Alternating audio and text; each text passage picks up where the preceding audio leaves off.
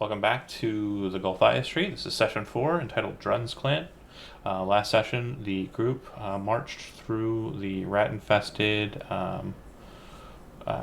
eastern wing of the citadel and dealt with some goblins and also killed a horde of rats, mainly the mother, the bloated one, and moved past that to rescue some kobolds from a prison cell after defeating the goblin guards that surrounded them. After rescuing those kobolds and a gnome who offered some healing and some information, one of the kobolds they rescued took up armor and spear from the goblins and left with the gnome back towards the kobolds' neck of the woods. And the other two kobolds armored up and grabbed up spears and sided along with Meepo, the kobold dragon shield who has been assisting the group in their movements thus far. They then moved to find Calcrix, the dragon that was taken by the goblins, and convinced Calcrix to assist them in their conquest over the goblins on this side of the citadel. It is my understanding that the plan of action is to find the goblins and destroy the goblins. Based on that, they last ended in the Hall of Honors, which is a slightly misty kind of room with several doors on it, or doors in it rather, two of which they are familiar with, the one they entered in and the one that leads back into the dragon's former prison. Leaving it at that, the three kobolds seem to be very eager and prepared. Vegan is alerting you to the fact that he believes the goblins are just beyond the door on the western side of the hall. And Meepo is a little less focused on his formerly rageful position, is currently keeping to Calcrix and seems to be very close to the dragon at this point. That said, leaving the table to you, how would you like to proceed?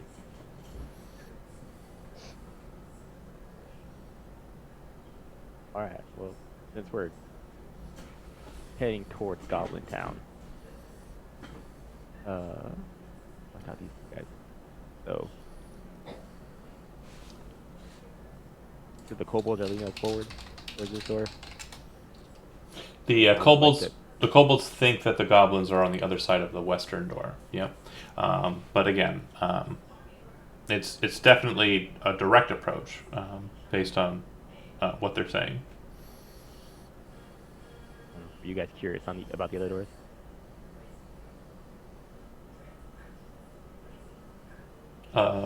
Sen. Elizabeth, I think you're muted. I'm dumb. It's okay. I'm curious about the doors. Okay. Well, if you go and inspect them, you'll note that they are not locked. And they do appear to have the same kind of locking latching mechanism that most of the doors you've seen have, just a simple kind of lift latch.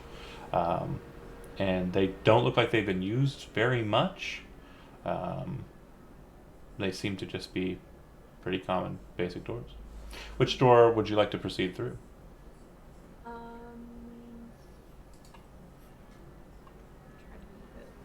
That one.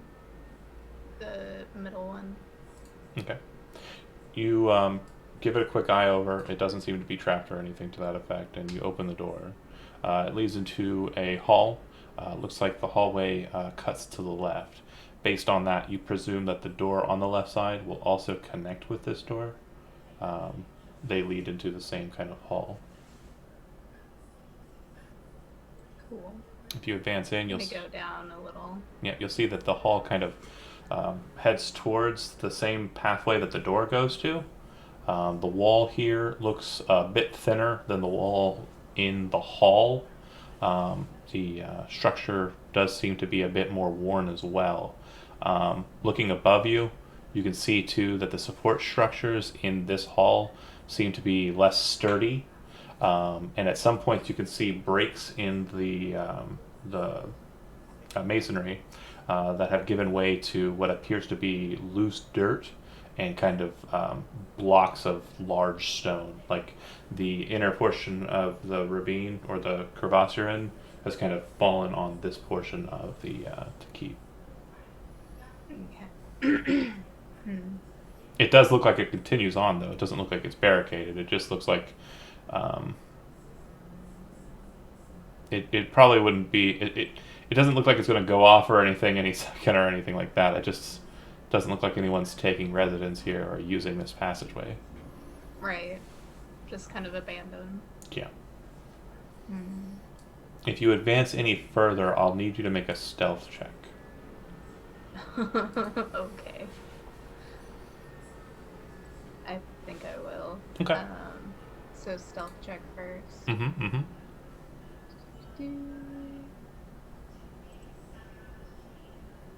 14. Okay. You make your way past the door, kind of up around, just kind of cut to the left there a bit, and you'll see that it appears that the winding passageway kind of leads to a longer hall, and at the end of the hall there is a door, and on the side portion of that hall, this will be kind of up here, trying to point there. And then from that position, you'd be able to see that there is a door there and a door on the opposite side. The door at the opposite side looks like it is to a kind of rounded wall, very similar to the doors on the tower at the exterior point. Okay. So it could potentially be a door to the tower. Well, it feels like it's to a different tower. Or a tower. Yeah.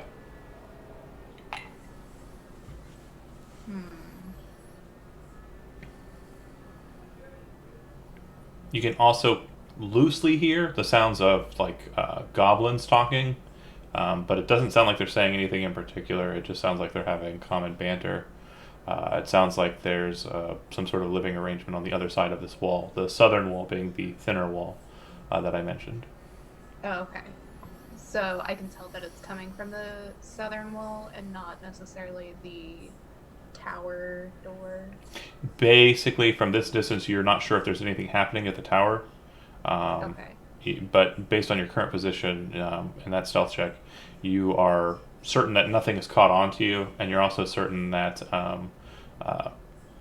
the southern wall there seems to lead into a pretty open room that seems to have, just based on your listening, a dozen or more goblins inside. Okay.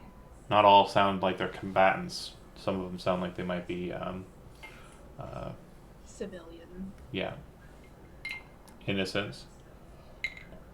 I think that I will go back and inform everyone what I discovered Okay. down that hall, and that the hall is linked to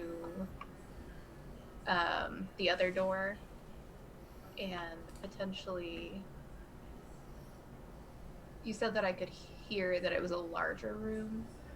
Yeah, the room that would be on the other side of this door here. Would be the same. The same room, right. Just based on what I could tell. Okay. Mm-hmm. It's probably somewhere around 15, 20, 25, 30, about 60 feet, long in either direction. Just based off the echo, it probably has a higher ceiling as well. Okay. So I'd inform the group and also let them know about the potential civilian or innocents in said room as well. Meepo seems to be annoyed when you mention that. I'm just such thing. Like, They're all bad. yeah, there's definitely kind of a look of annoyed, and then he starts speaking in Draconic to the other kobolds, and he says, if you speak Draconic, you'd understand him. He says, they might show mercy They are truly benevolent and wise beyond us. And they kind of nod their heads.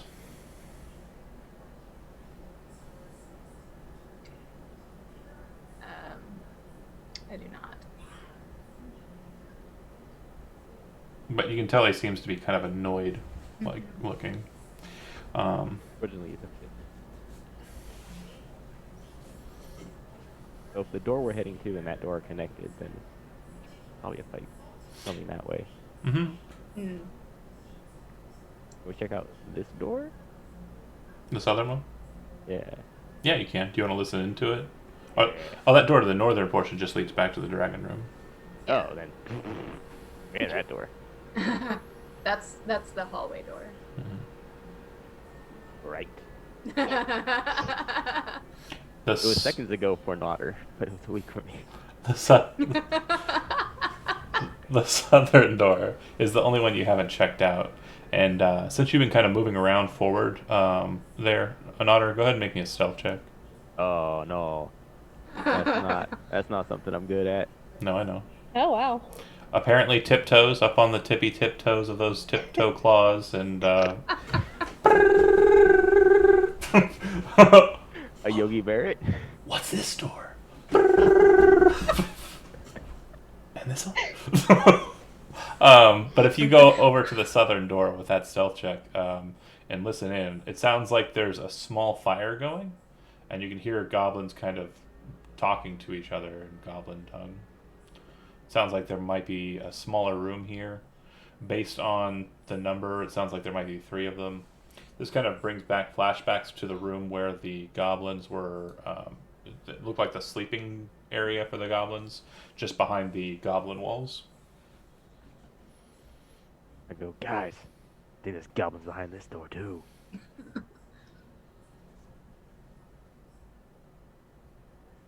Mm. I mean, I think we gotta clear out this one before we get to the big one, because we'll get flanked. But the walls are pretty thin, so do we want to attack the bigger room first? Or If you attack the smaller room, you'd want to do it quietly. yeah, Says Alenia. Because right, well, because if we're loud on that small room, then the big room will hear. Right.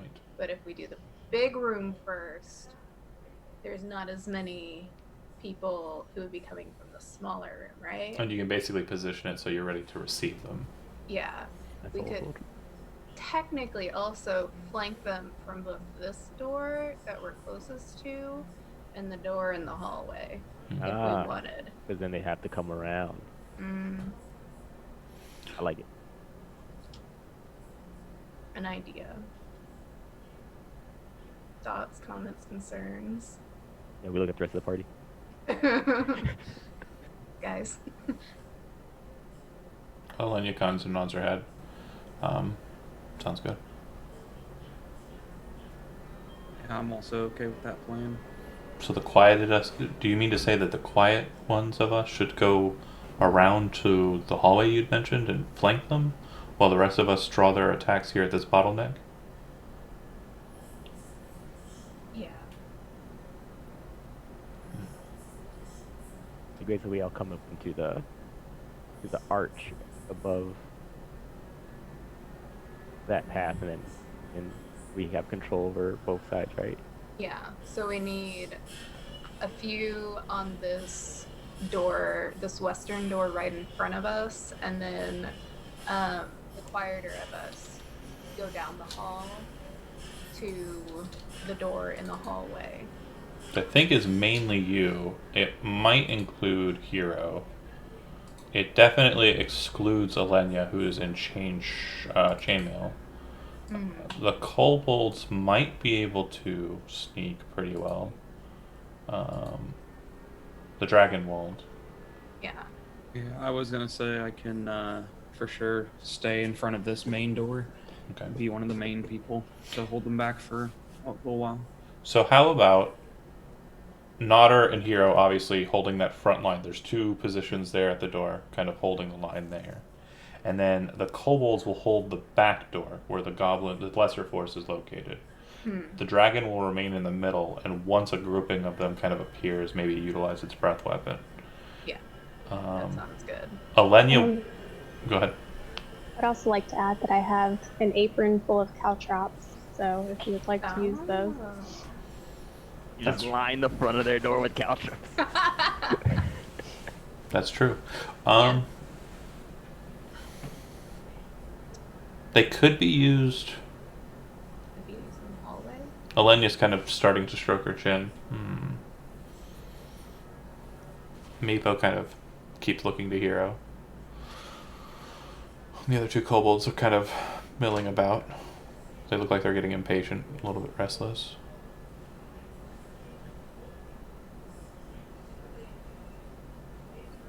So are we having the kobolds also go back to that hallway then? Or are they holding I think the door? they're holding the southern door here. Gotcha. So in Draconic, I would tell them exactly what the plan is and what's going on and where they need to be. Okay. They'd very quietly move over to that position and ready themselves, and so would, or Meepo would hold, waiting until the two larger individuals kind of move to their position so he can move the dragon.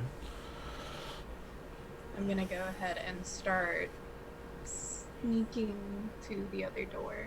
Is Aveline sneaky at all, or no? You know what? I don't actually know. She doesn't remember. That amnesia, man. If you are, it may be worth it because when you guys pop out, you could potentially use your Mega Man blaster. I have a 3 in stealth and a 6 in dexterity. Wait a No, a minute. 3 in dexterity. I'm sorry. You have a +3 in stealth, yeah.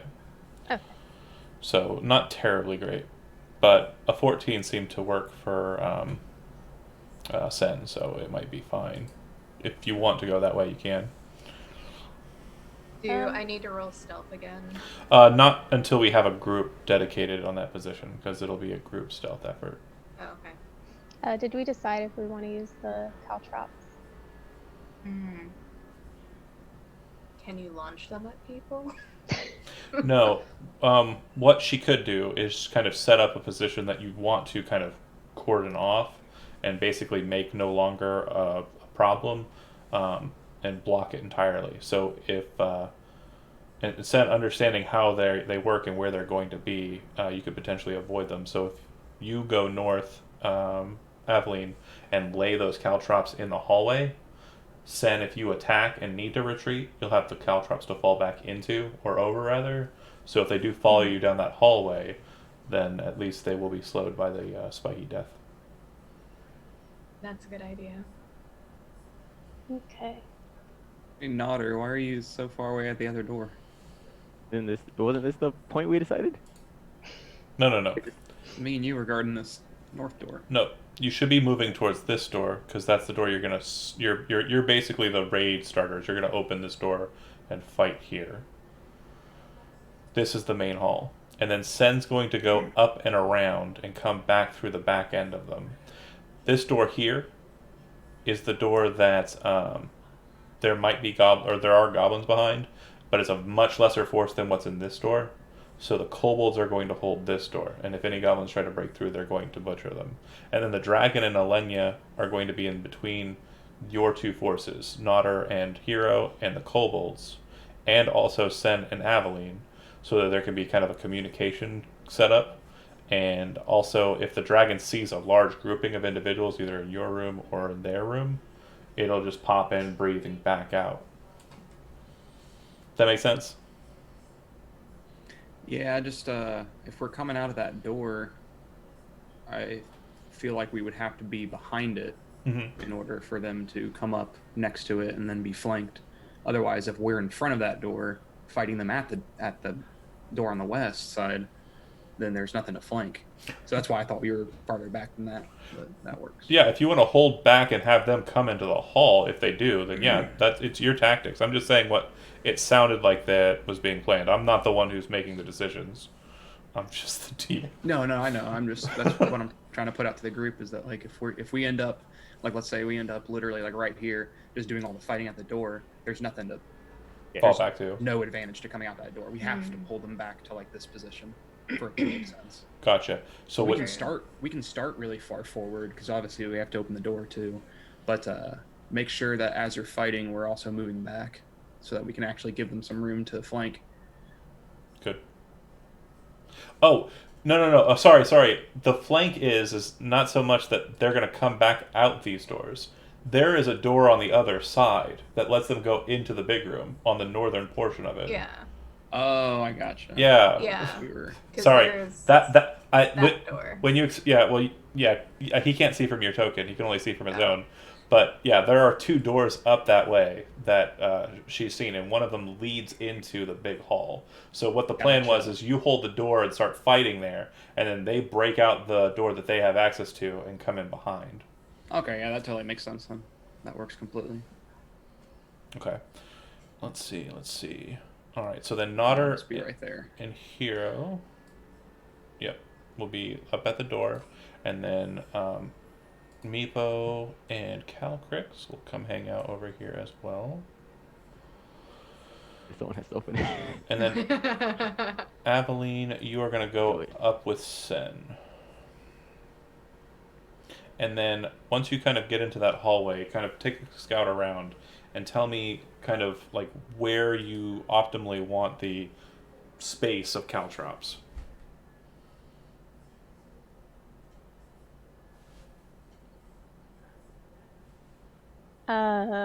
Am I where I need to be? I don't. No, here, I'll move you. And I'll shift click you. Okay. It Okay. all makes sense now. So, if you go to the left side there where your toolbar is and select the paintbrush, like don't select it, just kind of hover over it. It'll give you some options. If you select draw shape, it'll allow you to draw a square. And basically the amount of caltrops you have, you can kind of dump out about 8 spaces worth of, or 7 spaces worth of caltrops. If you take the caltrops from Sen, you'll have 8. Yeah, because I have a square's worth. So just tell me where you want those to kind of be in this kind of corner here. Do you want it to be like, L-shaped slightly? How do you want to do this?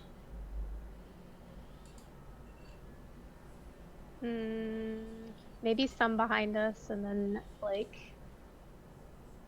some further up, like where they would come. If does that make sense? Yeah, so break it up. So like maybe here, I'll draw a square. Can we also put a couple right in front of that tower door just in case? Yeah, I don't see why not. Here. Based on what you're saying, I've drawn 4 squares. Or 3 squares. One big one in the middle. Oh, is that you go ahead, you draw. I'll go ahead and delete mine. Oh, I don't think I meant to draw that one. Oh, okay. So if you look at what I've got, one set of caltrops right at the door, one set of caltrops right about where you're at, but so it comes to the point where they have to come around, and then one big block of it right at the door, so if you do have to fall back, they are immediately stopped behind you. Okay. And I think we're both, because Sen's ranged and I'm ranged, so that. Okay. If the 2 of you would be so kind as to make stealth checks, because you're moving in a fashion where Sen's kind of directing, and she's been up here and kind of understands what the situation is, you'll be making these stealth checks with advantage. Cool. 16s. Okay. So you managed to lay out all the caltrops, and based on what you're hearing, there sounds to be goblins in the hall beneath you. When you get up close to the tower, it sounds like there are goblins in there as well. Sen, you're picking up what sounds like people reporting to someone, and another one kind of talking over them, but it doesn't sound like the person they're trying to talk to. The dialogue is very kind of just mundane. There's really nothing of substance being said here, except when, as kind of a backhanded remark, you hear the one who keeps talking over the person reporting saying, just wait until Belak hears of this.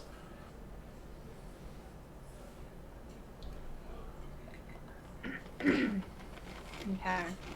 So Right. they kind of know that we're around. Is that what I'm picking up? No.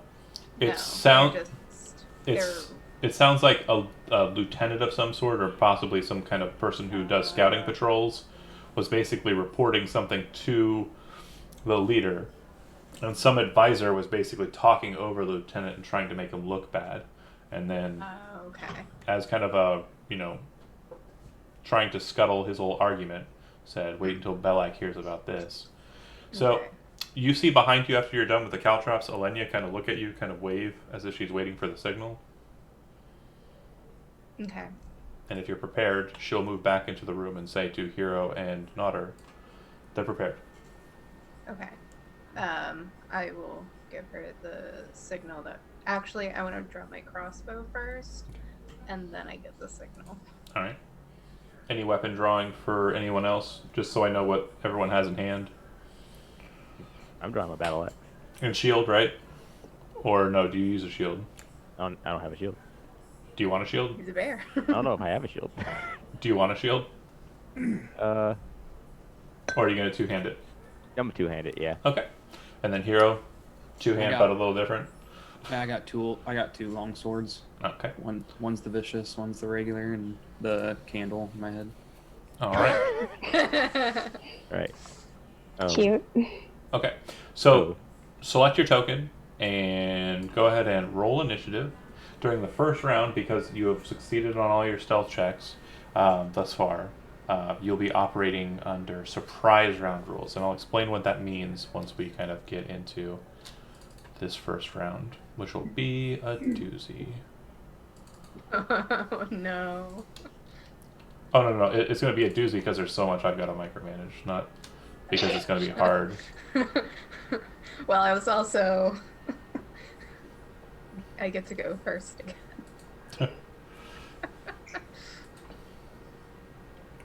Let's see. Glad I made tea.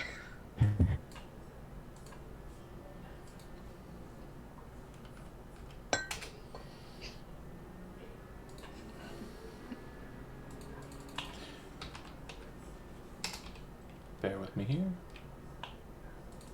I got it. I got it. Stop. What did I miss? Bear with me here. Oh. If you don't already have inspiration, gain inspiration. I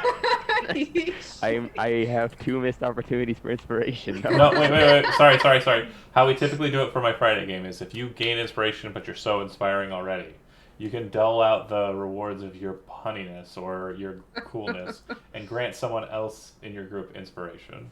Oh. And they can see you as the benevolent hero that you are. Can I grant the old one I got too? Huh? Can I grant the old one I got too?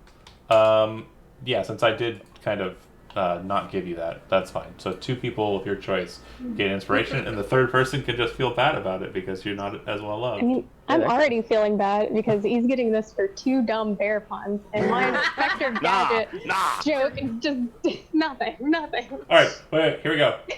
Balancing it all out, making it nice and even. The 2 that you were going to award, it doesn't matter who you're going to give it to, because Stephanie already has it for her. Dragger just keeps on forcing it. Yes, Inspector Gadget Beam. It was funny, and I should have awarded it, and I'm a terrible friend. You all have inspiration. You all have inspiration before the fight starts. No problem. The highlight of my life. Highlight. The highlight.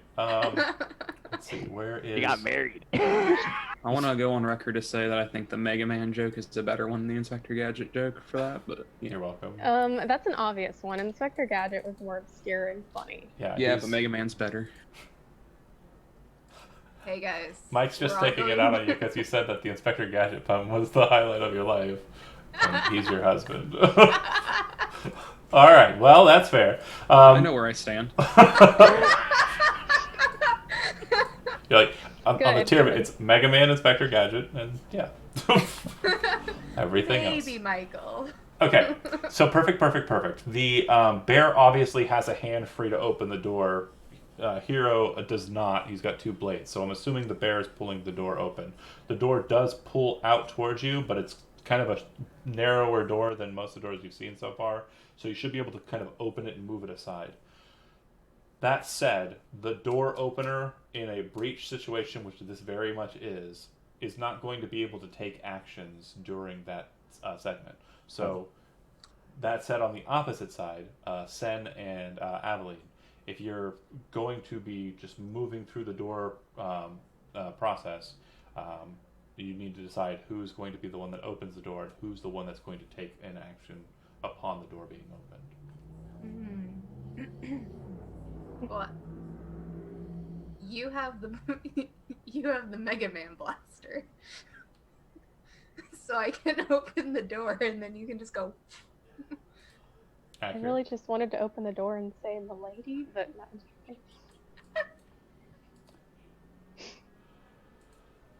Let's see. It's already enough. You don't have a trilogy. That's true. This is true. Okay, I can be blasting.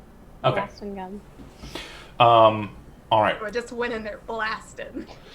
And a quick note before we move into it too. You'll see 2 different styles of Goblin token, just so you understand. The ones that have green backgrounds look like they are just mundane kind of Goblin folk who are doing some chore activity and are probably not wearing armor or anything to that effect. Whereas the ones that do not have a green background are very much wearing shields with swords and bows on their backs and look like they're combat ready.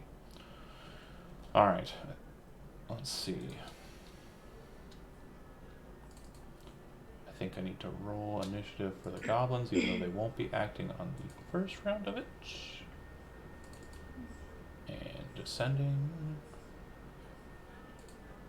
Alright, so operationally, Sen, you'll be going first. You can wait until you hear something and then have an action ready to open the door once that happens. Or you can open the door now and basically start off the whole deal.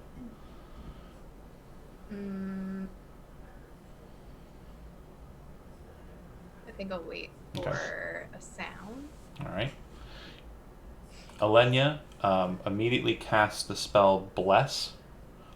She targets Nodder, she targets Hero, and she targets Meepo. The 3 of you are blessed. While you're blessed, you have an additional D4 that you roll, in addition to anytime you'd make an attack roll, saving throw, or ability check. So whenever you make one of those types of rolls, a D20 roll effectively, roll a D4 afterwards and add it to your result. Alright. The Kobold group are going to, not terribly sure of their activity, are going to hold their position and prepare. If anything, are all readying an action. If the door opens that they're at, they're going to lance it with spears. Alright. Hero, you have 2 swords drawn or bow drawn to start? I just have my 2 swords. Okay. Waiting for the door to be opened, right? Yeah, pretty much. Goblins will continue to talk and be unaware. The dragon is not readying an action, does not seem to be being directed at this point. It just kind of doesn't really understand the thrust of what's going on, and is kind of just... Alright, Nodder. Alright, so my original plan was to be as loud as possible and rush in there to draw attention, but I guess since I'm just breaching, I'll just open the door with a loud roar. Okay. I'll be fair. You can go ahead and make an intimidation check if you'd like. Alright.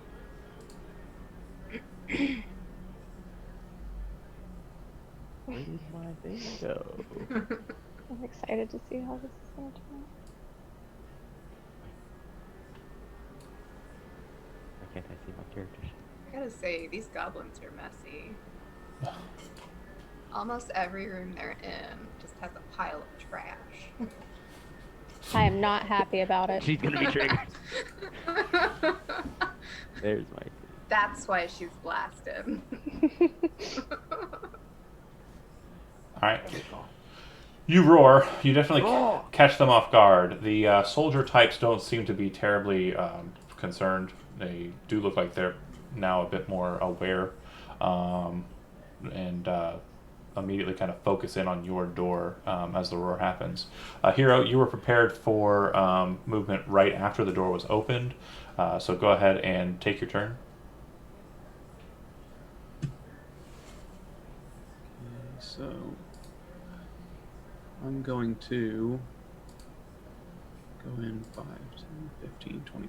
I'm going to completely run in, wrap around to the side of the first goblin on the left, and swing at him with both of my long swords. Go nuts.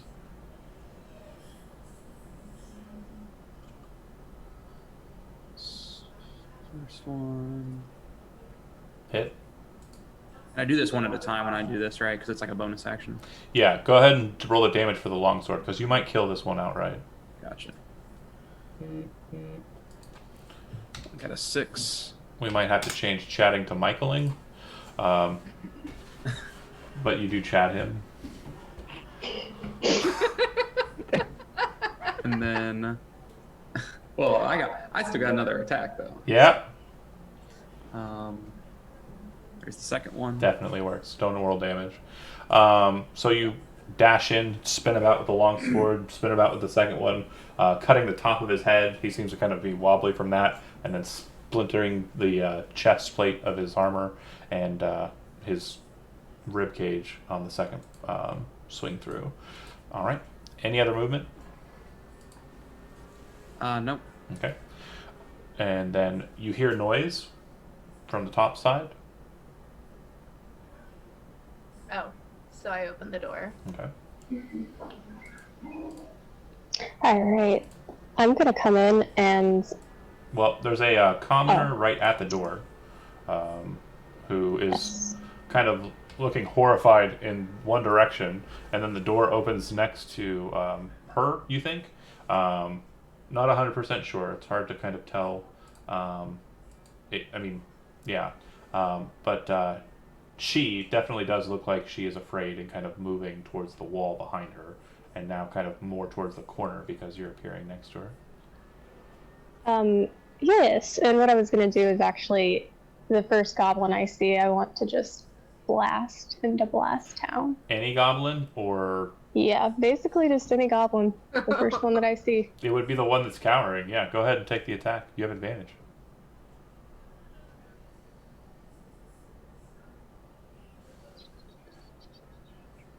Yep. Don't even roll damage. You kind of turn towards the goblin right next to you, point your hand down at it, and there's just this kind of light that flashes. It's like one of those Japanese anime. It just snuffs it out. Censored. Yep. The ones near you, the two other civilian types, are kind of turned and looking in your direction. The warrior types near the door are kind of fastening towards their door at this point, kind of holding their positions. And the other warrior kind of in the middle of the fray is kind of looking to everything confused. But it looks like he's reaching with his hand. He has his shield up, but no sword out yet. Seems he's reaching for some sort of bell or whistle or horn. You're not sure. It's a weird-looking kind of conch-like thing on his belt. All right. So that's the first round. That is a surprise round for free. And then we move back up to the top. This is the first initiative round. So we're going to be operating in regular combat mode from here moving forward. Sen, I would presume you're still hidden at this point because you haven't popped out or done anything yet. So you can go ahead and make, if you make any attacks, you'll have an advantage for them. Okay. I have my crossbow out already, so I'm going to take aim at the goblin in the middle. Okay. The armed goblin. Yes. that The one that was going for the conch. Yes. Okay. Weird thing. Oh, it's not a crossbow. It's a short bow. I just wish it was a crossbow. That's fair. Eh. So it manages to get its shield up as the arrow comes flying in, slams through the wood of the shield, but it doesn't get into arm or meteor mid bits. All right. Alenia will move to the door, standing next to Nodder, targeting the same one. She will cast Sacred Flame, and if I can get her character sheet open. Sacred Flame. And the goblin. This here's a lucky boy. A bolt of heavenly light kind of descends from about 10 feet above it and slams into the ground and jumps aside, kind of nimbly avoiding the burst of radiance. All right. The kobolds maintain their position, waiting for any kind of signaling or anything. But Meepo will move to Calcrix and kind of look into the room that you're fighting in, and then Intraconic point towards the door where the two guard goblins are and say, "Go get him." All right. Hero.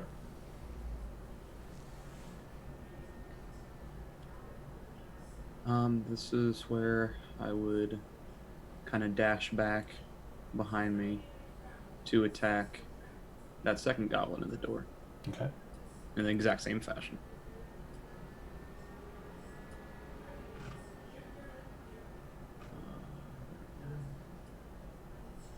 Hits. It's going to be a 17, 8 slashing. All right. You down it in the first attack. And you still have 5, 10, 15. You still have 15 feet of movement, it looks like. Yeah. Can't quite make it to the other ones, but I'm going to reposition myself about right here to kind of open it up to other people coming in the side and in front. Okay. All right. On 11, you see the goblin commoner types, the civilians, kind of still frightened. The one at the door kind of barks out, "We fight or we die!" in goblin.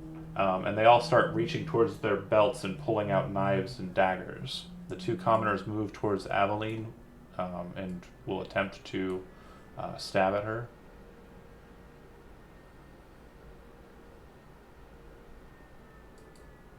All right.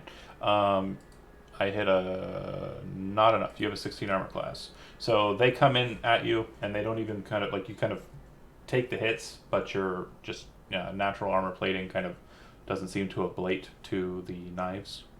The ones beneath Hero kind of start moving towards him, moving to envelop.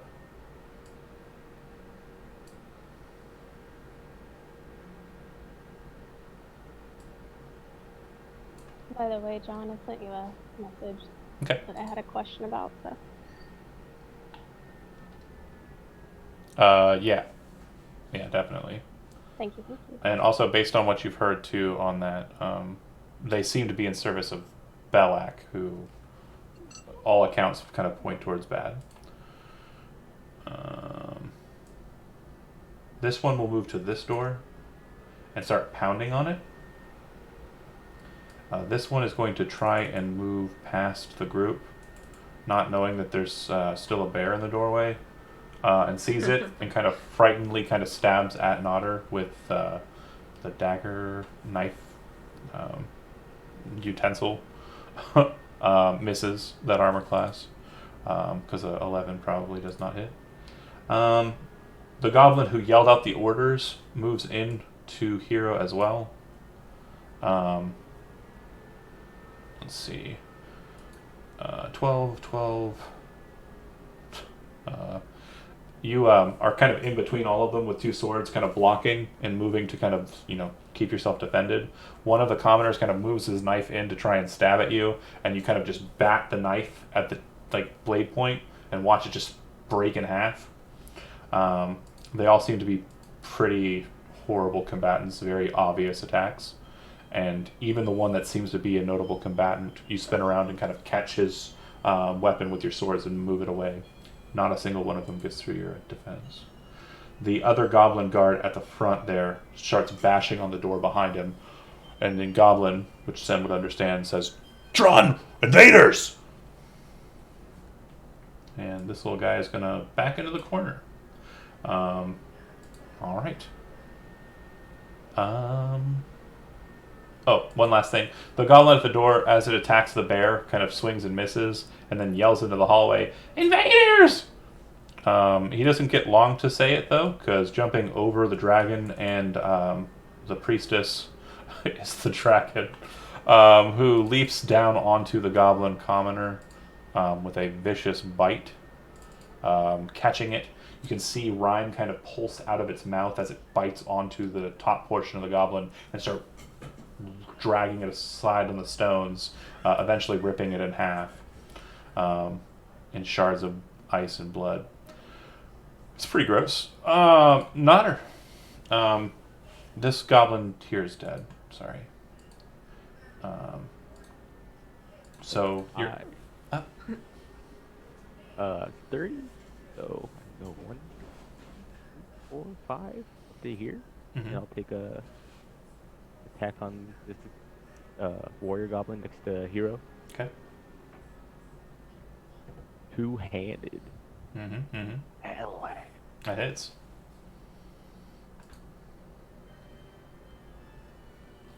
All right. 14. As he kind of gets his weapon knocked away, he kind of turns to face you, and seeing you kind of just rushing towards him, kind of throws up his shield, and then you kind of bring the axe down on the shield, splintering it in half, cutting his arm off at the forearm, and slashing down the front of his face and chest. He kind of backs away in a gush of blood. Any other movement? All of my You need movement to there. after that? Oh, you know what I've been missing this whole time? Music? Yeah. That's better. All right. Let's see. Aveline, you're up.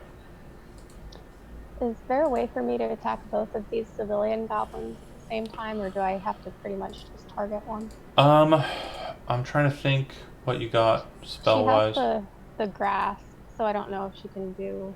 Shocking Grasp is a melee attack. That'd be the preferred attack in your current position, but it only does one at a time. Gotcha, okay. You could technically Magnify Gravity, but it's probably a waste on these guys. Yeah, I don't want to do that. I'll go ahead and shock grasp the one that's closest to me and the door. And you haven't cast any leveled spells yet, so far, have you? No. No. Okay. You should have 2 slots remaining. Cool. Alright. Shocking Grasp, that hits. Go ahead and roll damage. Yeah, so the first one detonates with fire, kind of moving around with your other hand and grabbing onto its head, and just and watch as it pops in your grasp. But in a fashion that's daintily done, so it doesn't get any blood on you or your hand. All right. Let's see. I'm trying to... Bear with me here. Sorry. So to the top of the initiative, Sen, you are up. Okay. Wait, did she kill one of those? Oh yeah, sorry, I didn't X them. Which one did you want? The one south or the one to your side? To the side. Got it. In that case, I will shoot the one in front, like over her shoulder or to the side of her, Okay. and shoot that one in front of her with short bow. Yeah, that hits. I did it. And the goblin is adjacent to an ally, so sneak attack damage as well. I'm pretty sure that's going to be a kill shot. do sneak attack damage. Mm-hmm. So Okay. just make sure that's checked off before you click on the damage.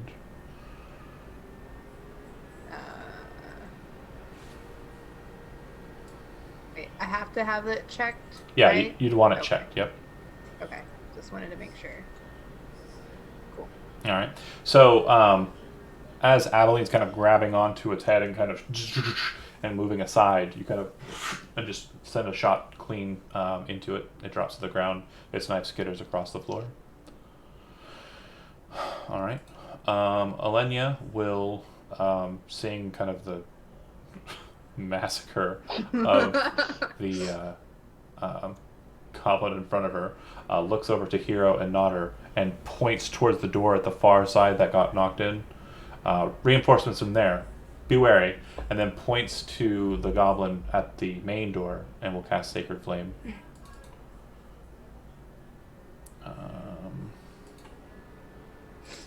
Goblin will fail the saving throw, so damage will hit. A burst of radiance kind of dashes across the goblin's face.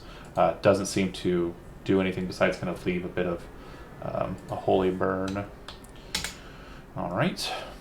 The kobolds, growing weary, just move to the door and open it and step in to start butchering the goblins on the other side.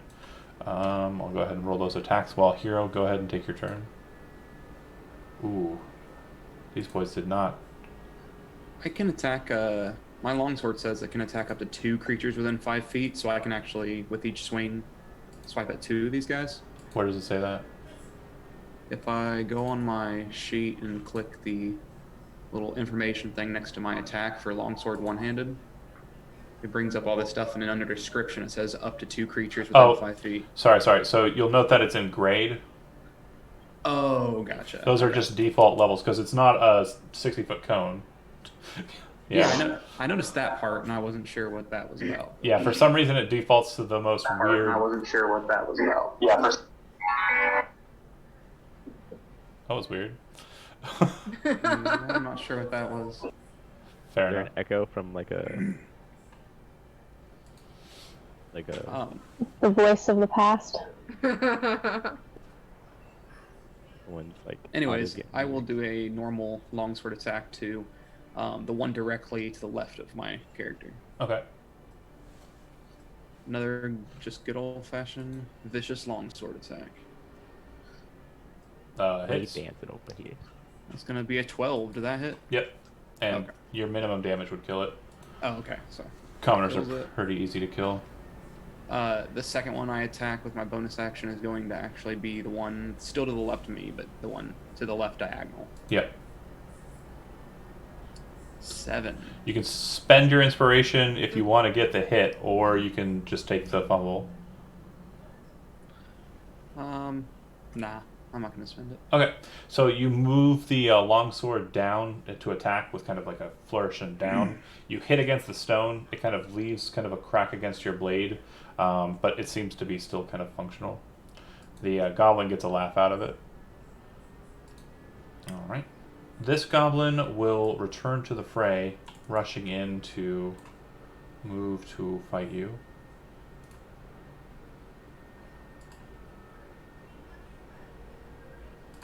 And the 4 of them will again cooperatively attempt to stab you with knives. 18 AC is pretty good though. Miss. Ah, hit. Take 2 points of piercing damage. You were way too excited about that. Good hit. I wasn't expecting to It hit. hit! I wasn't expecting to hit an 18 AC. They have a +2. Oh. So the door on the southern side does open up, and 3 goblins with short bows come out, very quickly kind of trying to take a surveillance of the room. The leader at the middle, or the guy who appears to be a guard, points towards the door and says, "The dragon, kill the dragon." They nod and kind of shuffle to try and get away from the melee there to try and get a bead on it. One of them is able to. but couldn't hit the broadside of the barn. And then the other 2 will attempt to shoot at Hero. Both missing. So they come out, arrows firing, but they must have been, having a really relaxing time in their little goblin pad because they did not seem up to hitting anything at all, ever. The door on the tower side opens up, and 3 more goblins come spilling out. But you can see that on the opposite side of the wall, there does appear to be more than goblins. Closest to the door, kind of moving towards it, there appears to be a tall, probably about 6'8", 6'9", humanoid creature with goblin-like features. He's wearing heavier armor than you've seen in this entire place. He has a long sword and a shield. Hero and Nodder, you would recognize this as a hobgoblin. You've fought them before. They work very well in pack tactics, and they are more tactically minded than most humans or common folk, common adventurers that you've dealt with. All right. The dragon sees an opportunity and is going to go for it. It's going to breathe on these guys.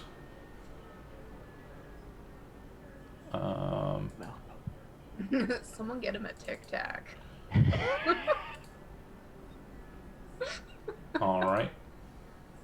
It bolts forward and breathes on these 3 here.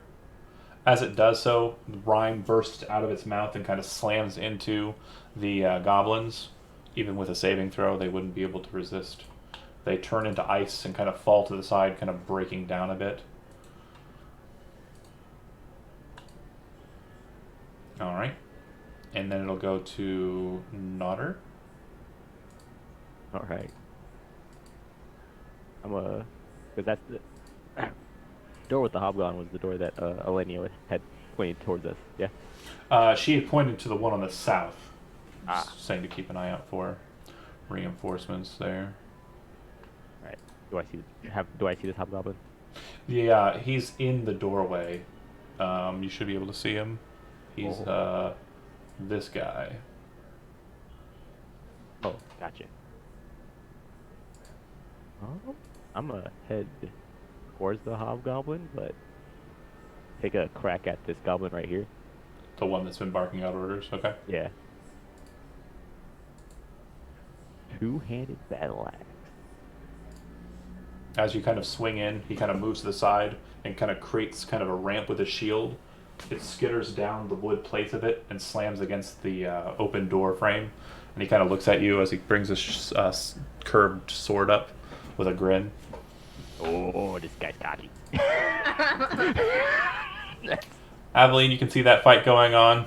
There's definitely ranged combatants on the southern portion of the room, and Hero is swamped, but it does look like they are the non-combatant or commoner variant.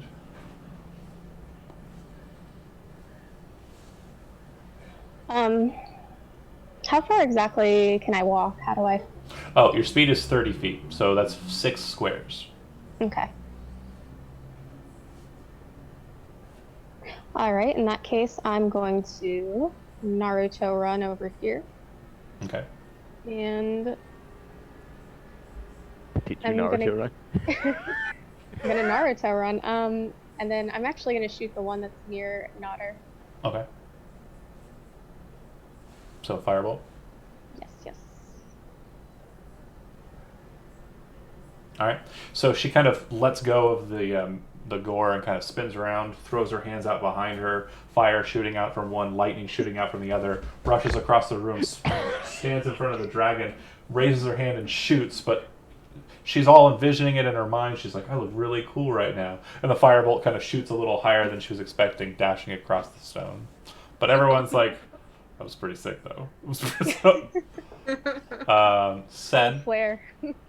on your side, you can actually hear the door to the tower opening. And you see that there's another hobgoblin who is coming out. Since you're kind of in the door frame, based on your description of how you kind of leaned in and shot in at the Goblin commoner, I'll give you a free opportunity to make a stealth check to hide in the door frame if you want it. Yeah. 19. He doesn't appear to be aware of you, so you're kind of like in the door frame, kind of like leaning in between the two positions, and he doesn't seem to see you, but he kind of opens the door and looks out there, and then sees the cantrips or caltrops. I can't even say words right now, and slowly kind of meanders into them, but he doesn't seem to have much more movement to allow him to move beyond them. He still doesn't see you at this point. Okay. I'm gonna go ahead and give him a little taste of my short bow. Okay. You have advantage for the attack, which doesn't seem to matter. As you kind of lean out, he kind of goes, huh? And sees you. The bolt or the arrow fires from your weapon, and he raises his shield up and blocks it, and then draws a sword from behind the shield with a loud shh. No. All right. Alenia, kind of seeing the situation unfolding from a pretty neat position in the back line, will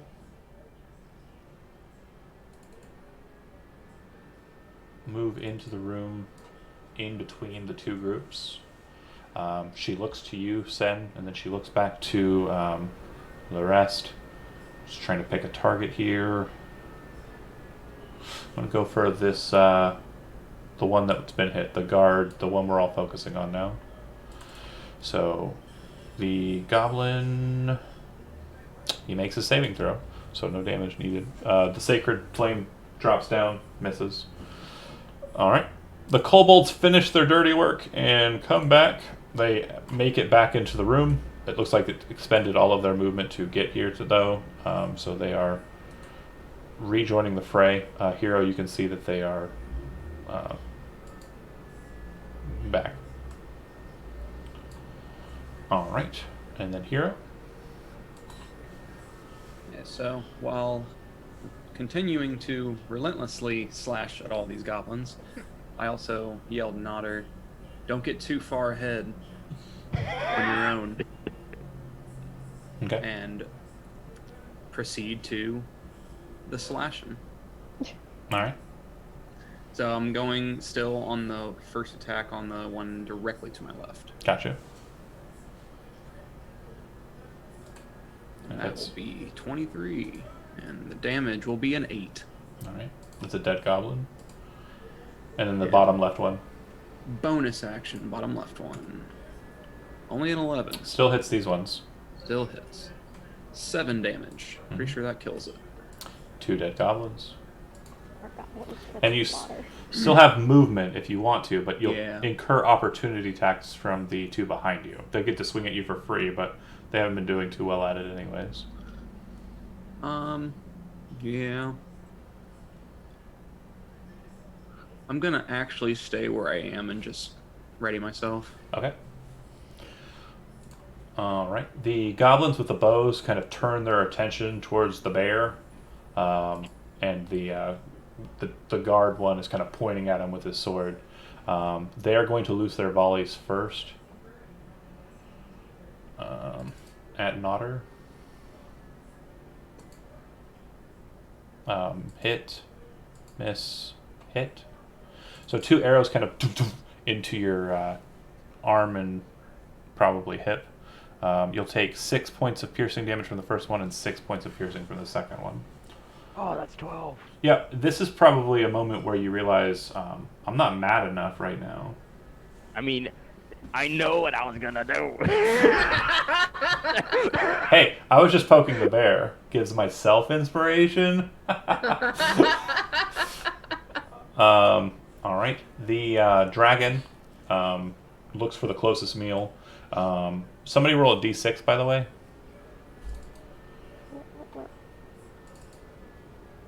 Okay. So just so you know what that means, the dragon's breath recharges on a roll of 5 or 6, meaning it can breathe again. It didn't roll a 5 or a 6, so it can't do that. It's going to go ahead and bite this one, probably in half. Yeah. That's a dead goblin. and it will continue its movement onto its corpse and stand next to Hero. You can actually kind of, like out of the corner of your eye, Hero, as the dragon kind of gets to that position, see over the dragon and see Meepo, and he's just like, oh! As his two favorite people. Oh, Well, Someone give him little flags. so cute. all right. Little pom-poms. Nodder. Oh, I'm sorry. Apologies. A little bit more on the goblin side. I forgot. Oh no. Oh yeah. Just went in front of me.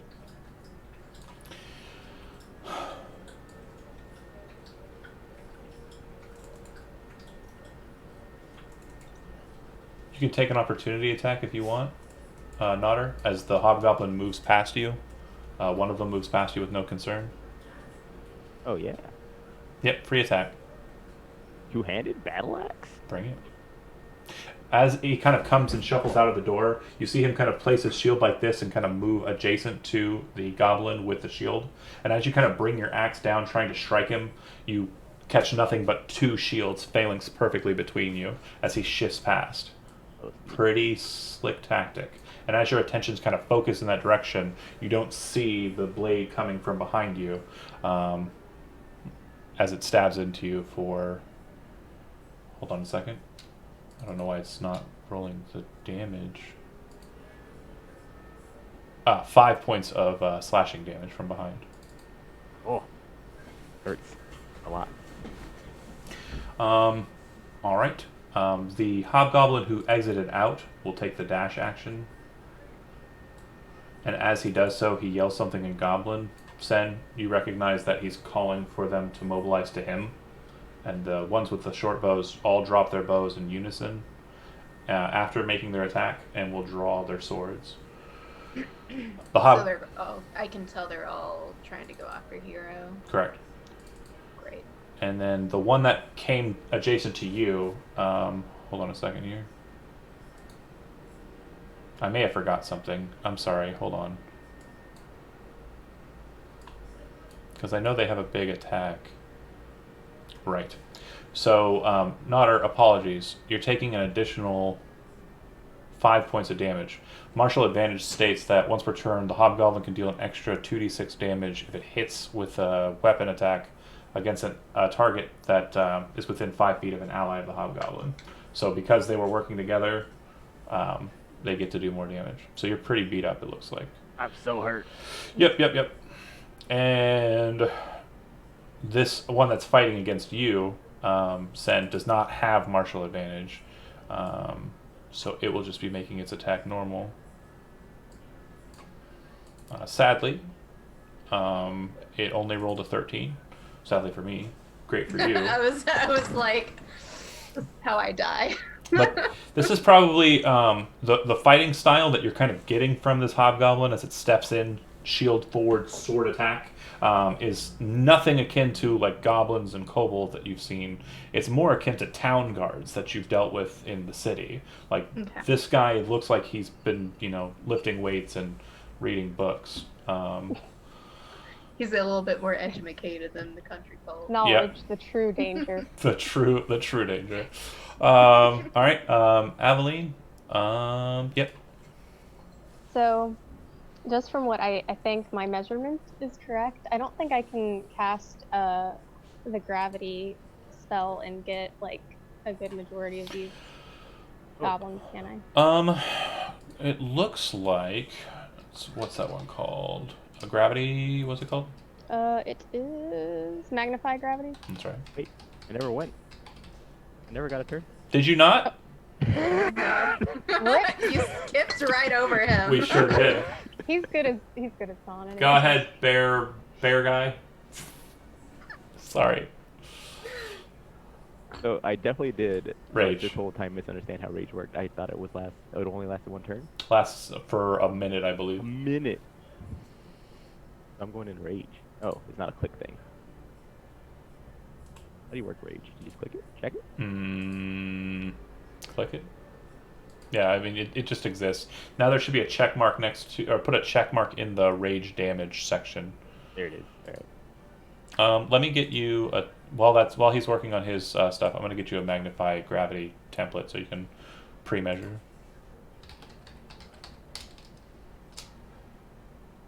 I was gonna go after this cocky little goblin over here. And now there's a hobgoblin next to me. Yeah, but if you kill the goblin, the hobgoblin will be less deadly. Oh. Also, you can recklessly attack if you want when you rage, since you're second level.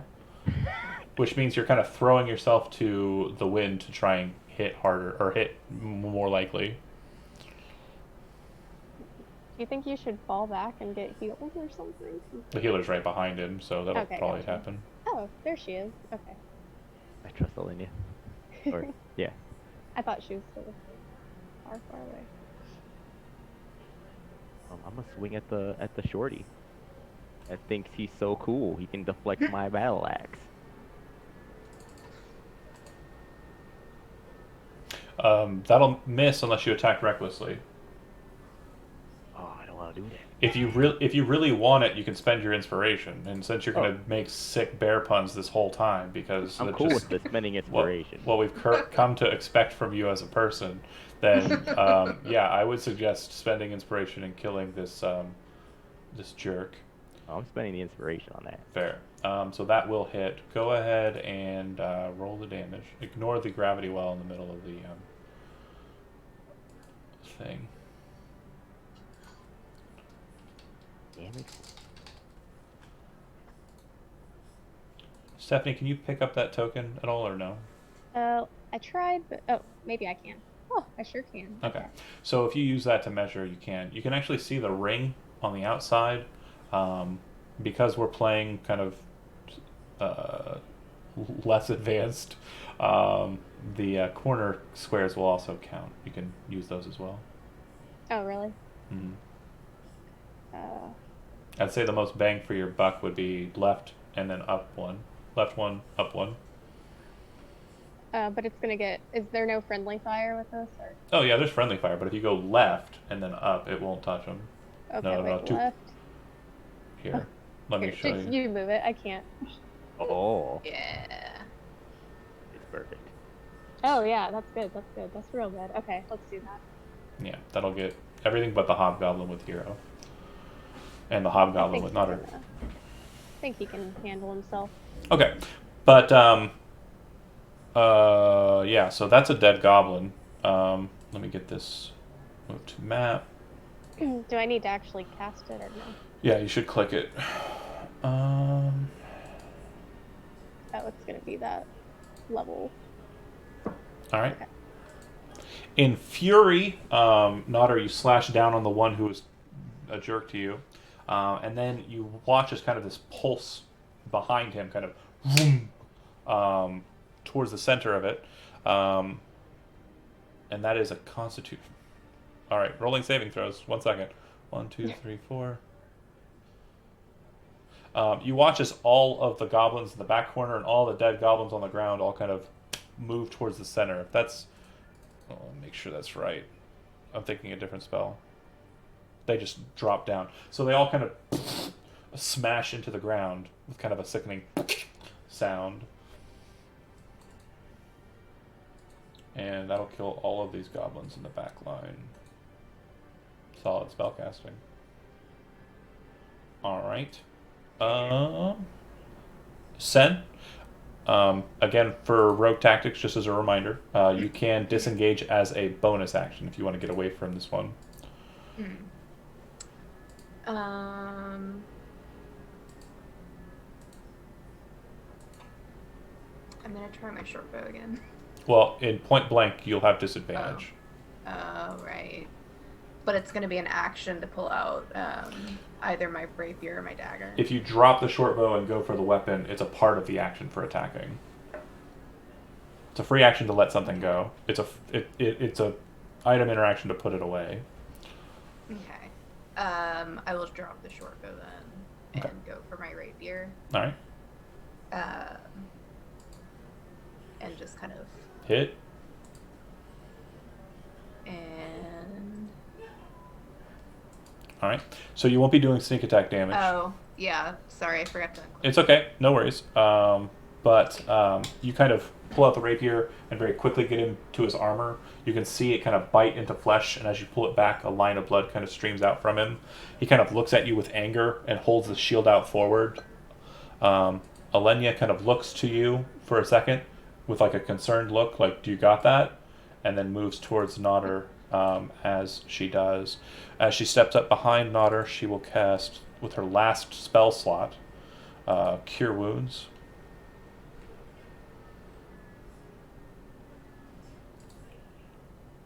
And now we get to see the true power of Alenia. Get 11 hit points back, Nodder. Nice. And, you ready for this? This is great. This is so much fun. I love this. So, she is an Order Cleric. So, her Voice of Authority ability states that when she casts a first level or higher spell on an ally, that ally can immediately use their reaction after the spell is cast to make a weapon attack against a creature of my choice that you can see. Oh. I want you to hit the Hobgoblin. Do you want to spend your reaction to hit the Hobgoblin? Yeah. Then do it. I'll attack recklessly on that. Oh, you can only recklessly attack on your turn. So On my own turn. All right. Then I'm just gonna two-handed. All right. So 11 will miss, sadly, Oh, no. but at least we got the bad dice right out of the way. And you got 11 hit points back. Also, moving forward, keep in mind, anytime you take damage moving forward as you're raging, you take half damage. All right. The kobolds look to Hero like they're kind of waiting for some kind of command. Again, talking is a free action if you want to direct them towards something. Yeah, I was gonna say in Draconic, yelling at the kobolds, take care of the one behind me. All right.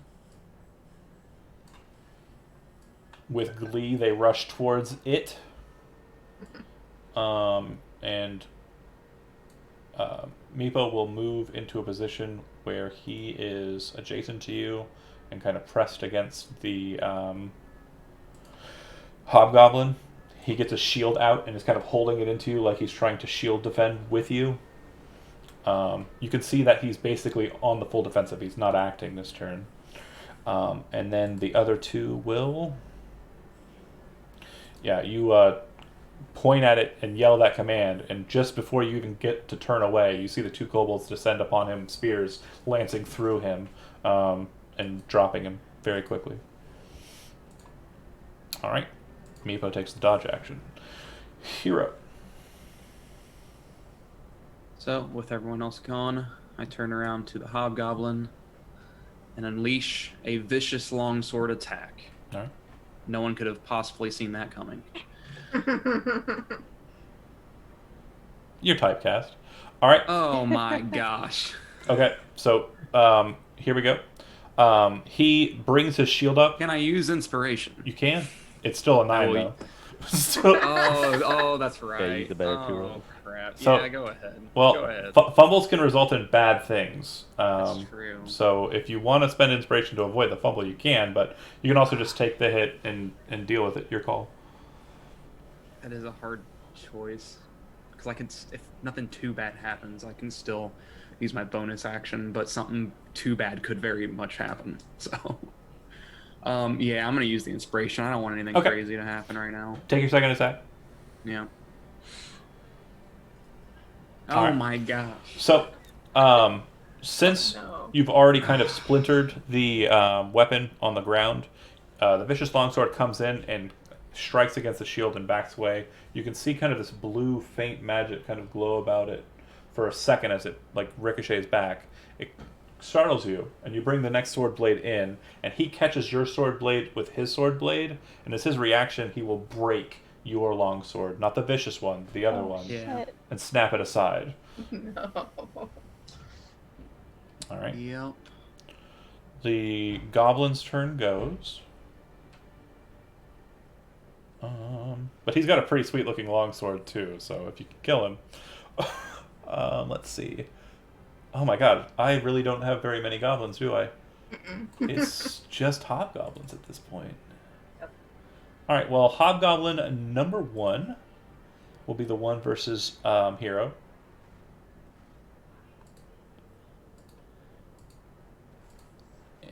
defend. Yeah, not so good. I'm going to give you the same opportunity. Go ahead and make an attack roll, hero. You said Wait. a regular attack roll? Yes, please. With a vicious longsword. All right. Go ahead and roll damage. All right. So, you move in and kind of bring the attacks. Your sword breaks. You've got nothing left but the handle. As you kind of move to defend, he brings himself in with the shield and swings the sword straight at you. You see it coming. Raise your arm up with the broken sword, catch his forearm, and then bring this sword to just slice his throat out. He falls to the side, spewing. His sword flies up in the air before it strikes the ground. And Correct. Right. I can catch it before it Yep. strikes the ground? You toss the broken handle and Yeah. 2 swords. All right.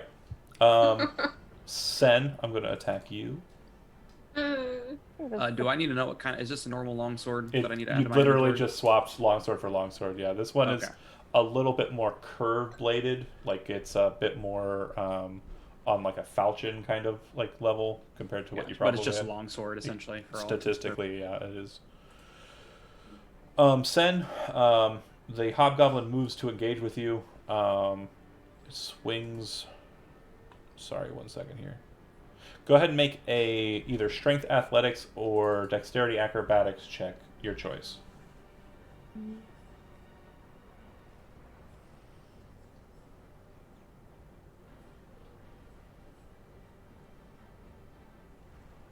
Acrobat. Oh no.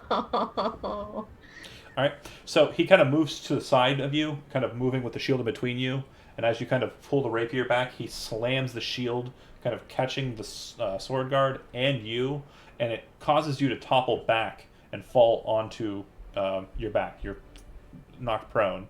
And then he brings his sword up and drives it down at you. And you kind of roll to the side as it slams into the stone. All right. At least Nodder, I'm not dead. the one attacking you swings and just straight misses. He's still in the door frame, so he's trying to swing with his right hand and forgets his position. It kind of stops him from swinging as wide as he wants. But you can see that a smaller goblin has moved up behind him. This goblin has kind of a yellow, sickly kind of skin tone compared to all of the other goblins you've been facing. And it looks like he's holding something like an orb in his hand, and he's kind of giving you a look. You also hear the sound of a heavily armored hobgoblin moving up behind him. Oh, it doesn't stop. Oh, well. Let's see. Yeah, he looks a little more beefy. It's like the Energizer Bunny. All right. I would say that, yeah, I think that, okay, based on what's been happening, they won't act this turn. All right. The dragon, let's see.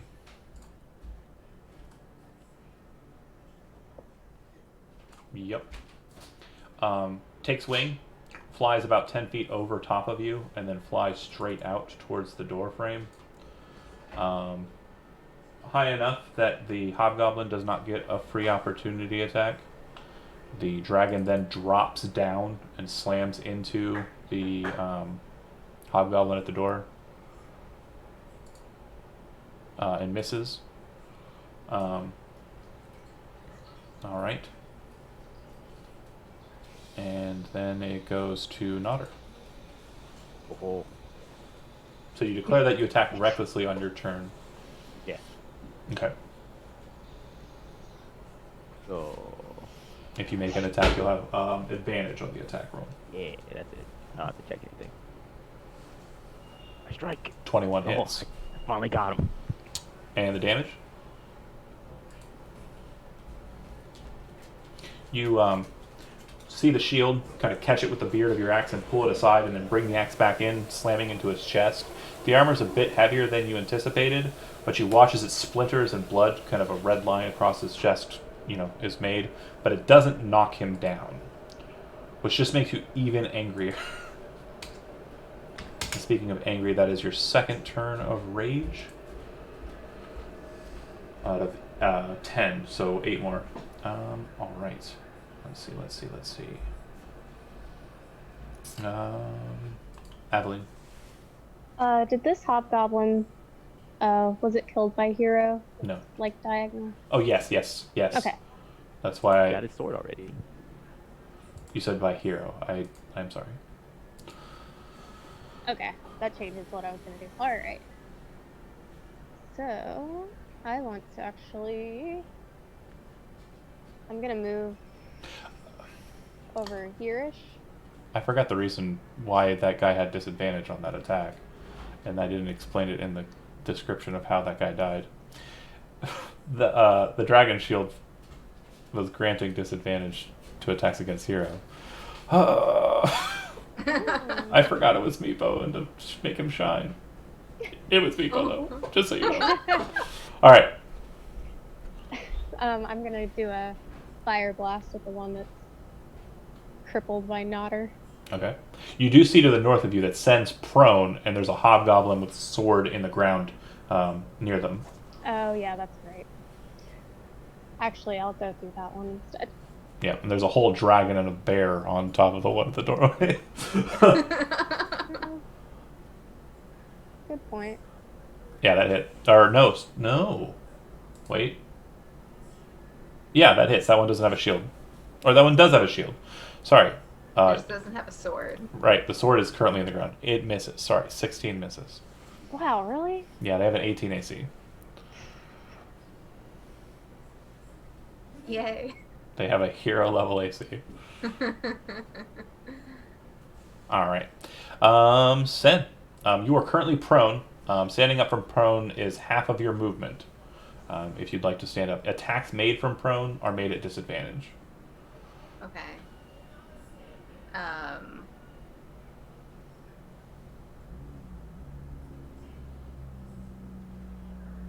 But if you want to describe something cool that you do, depending on how cool it sounds. Again, rule of cool trumps most things. So if you say you're doing something cool, I might allow it. Cool. Okay.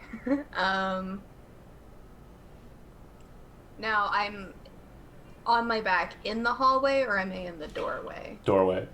Doorway. Okay.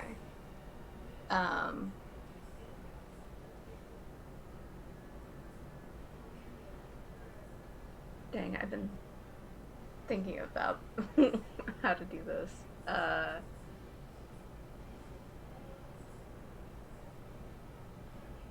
So there is a jump, and I personally, in IRL, can do it, but like from your back, and you can do it with a sword because I can't, but I know someone who can. In armor, she can do it. Uh-huh. But you can have a sword in your hand. Kip up. And, Kip up is the name of the jump. Is it? Yeah, from prone, you're basically pushing off with your arms and lifting your feet up into the air, and then you're coming in with the sword. Is that what you're planning on doing? Yeah. It's a kip up with a stab. Okay. Yeah. So real quick note, there are feats that you gain to be able to do that. That is a thing that is definitely required to be done as a cool thing. But what I will allow for you is make an acrobatics check. That's what I was about to ask, if I could do that. No. Right. So you manage to stand up, and you manage to kind of get up, but you kind of get in that position where you're not like the momentum's still not forward. You're up, but you're still kind of falling backwards. So it's still going to take half of your movement to perform that because of the inverse momentum. And so once you kind of stand, nothing bad happens to you. He doesn't get any attacks or anything, but he's still kind of off to your side and sword in the ground, because I'm assuming you didn't jump. Yeah, you didn't jump directly into him based on the way you flipped. Right.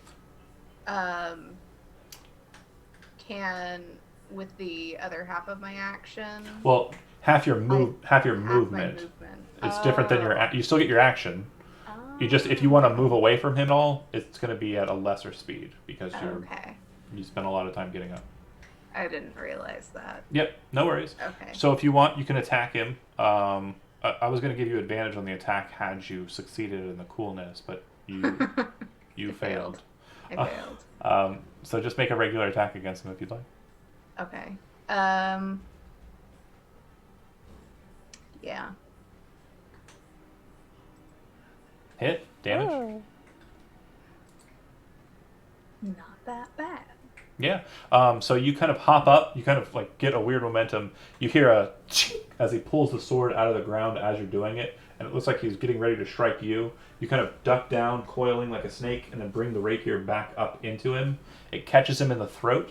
He drops the sword over his shoulder and falls with a sickening kind of meaty, metally thud on the ground at your feet. Nice. You still have movement, but again, as I said, it's halved, so you'll be moving at 15 feet, so 3 squares. Okay. So I can move to here. Mm-hmm. Cool. All right. Alenia, seeing the situation, will... Let's see... I am going to... I'm going to get into this. Yeah, it's go time. You hear her kind of drop down a mace and kind of look to Nodder with a grin. She moves to this position here, and then she'll move into this position here. Once she gets that position, she will attack the hobgoblin with her mace. And it goes a little something like... Oh. Just spins around and comes in between you and the dragon, smashes him right in the gob, and he just falls to the ground. Blood and teeth. Battle mage. Just shooting him up. I mean, it's not as cool swinging around a censer, but I mean, it's something. All right. Pretty cool. She is done. It looks like all of the goblins in the room are dead. The only 2 goblins that remain are the cool ones. Let's see. Cool. They're pretty cool.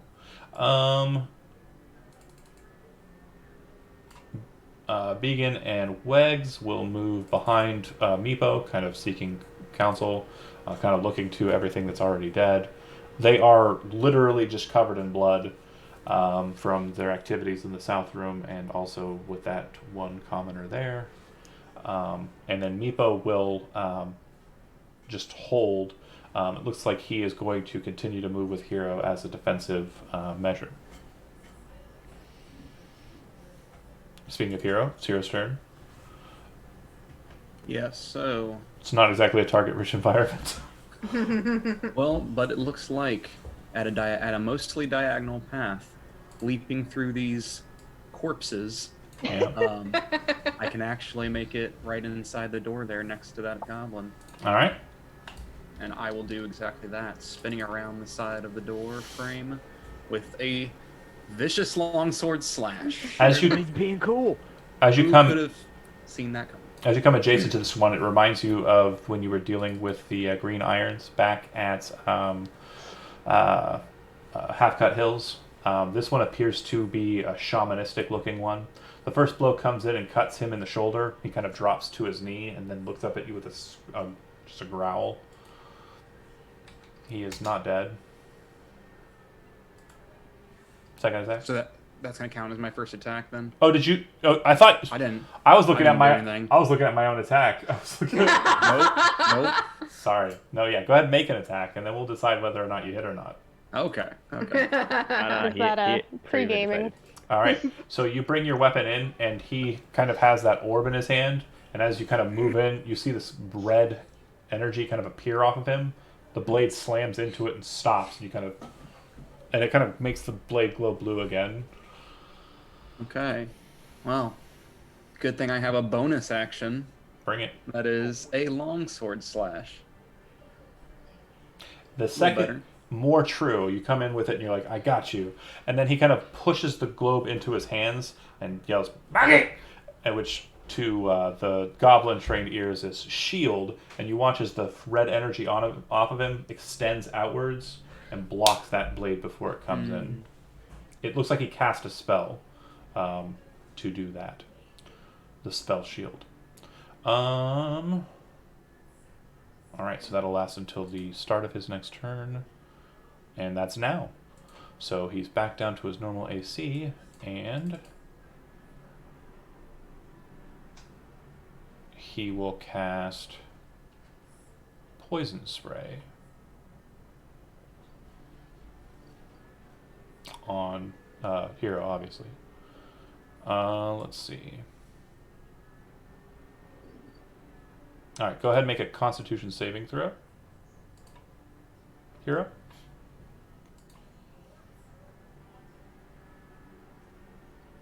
It's a failure. All right. As he kind of blocks it and the red energy bounces, you kind of have your swords drawn out to the side, and he leans in over the orb and just spits green mist into your face. You take 5 points of poison damage. That's it. That's all it does. All right.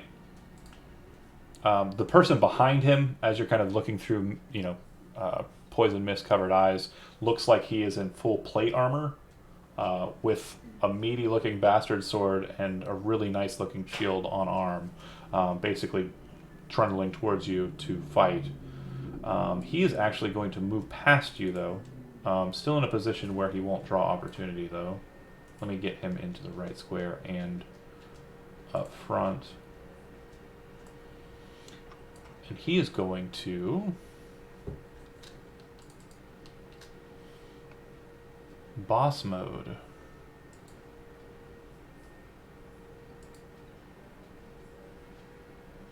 All right. He's going to blade sweep. So he will attack everyone adjacent to him with a single attack. Son of a gun. All right. I have advantage technically against Nodder, but Me, yeah. the first attack roll will be against the other three, and then the second attack roll, if it's better, will be against Nodder. All right. All right.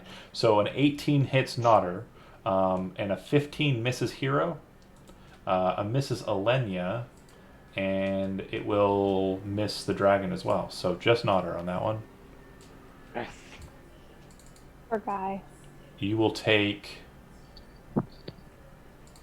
14, but for you 7 points of slashing damage. I was gonna say, that's the magic number.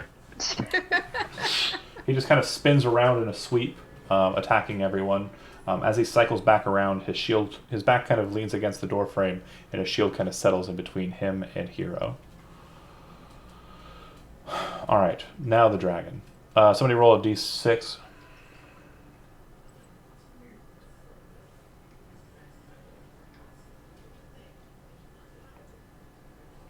Anybody? Okay. I did the last one. Yeah. Oh no. Nope. Damn it.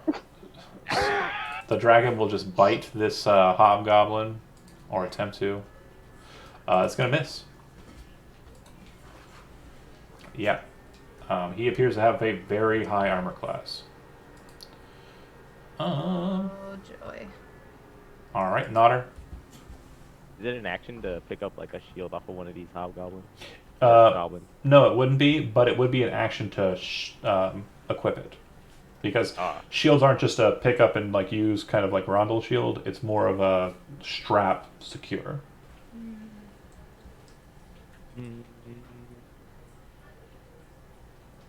Yeah, I've taken enough damage. I gotta pick it up and secure it. You want the shield, or are you gonna? Yeah. You sure? Yeah. All right. No, I'm just gonna grab it. I don't want to give up rage yet. Well, yeah, I was gonna say if you don't fight, your rage terminates. Yeah, it'll end. Yeah. Okay, so swing, and not recklessly, obviously. No, not recklessly. Against the hobgoblin in front of us. Okay. Had you recklessed, it would have hit. I know. Do you want to spend your inspiration, or does somebody want to spend their inspiration to have that hit? I can spend mine. Okay. It hits. You could give it. I forgot you could give it. Yeah, that's a lot. So the hobgoblin looks pretty satisfied in his current position, up until a bear comes down with an axe and a growl, smashing into his arm, sword arm, It causes him to push back, and the blade of the axe kind of smashes him in the face. You hear like a crack as the hobgoblin staggers to the side a bit. As he kind of leans up and looks in your direction, you can see that you've cut into his skull and the side of his eye, and he's like, all right, Aveline. I want to follow that up with a fire blast. Take it. All right. As you kind of slam into him, you kind of reel to the side, and the hobgoblin was looking at you, and then his like focus changes, and he sees this, porcelain-fleshed mannequin with hand raised, and a bolt of fire comes flying at it, just stoving his head clear out the side. A bit of hobgoblin brain matter splashing on Hero behind him.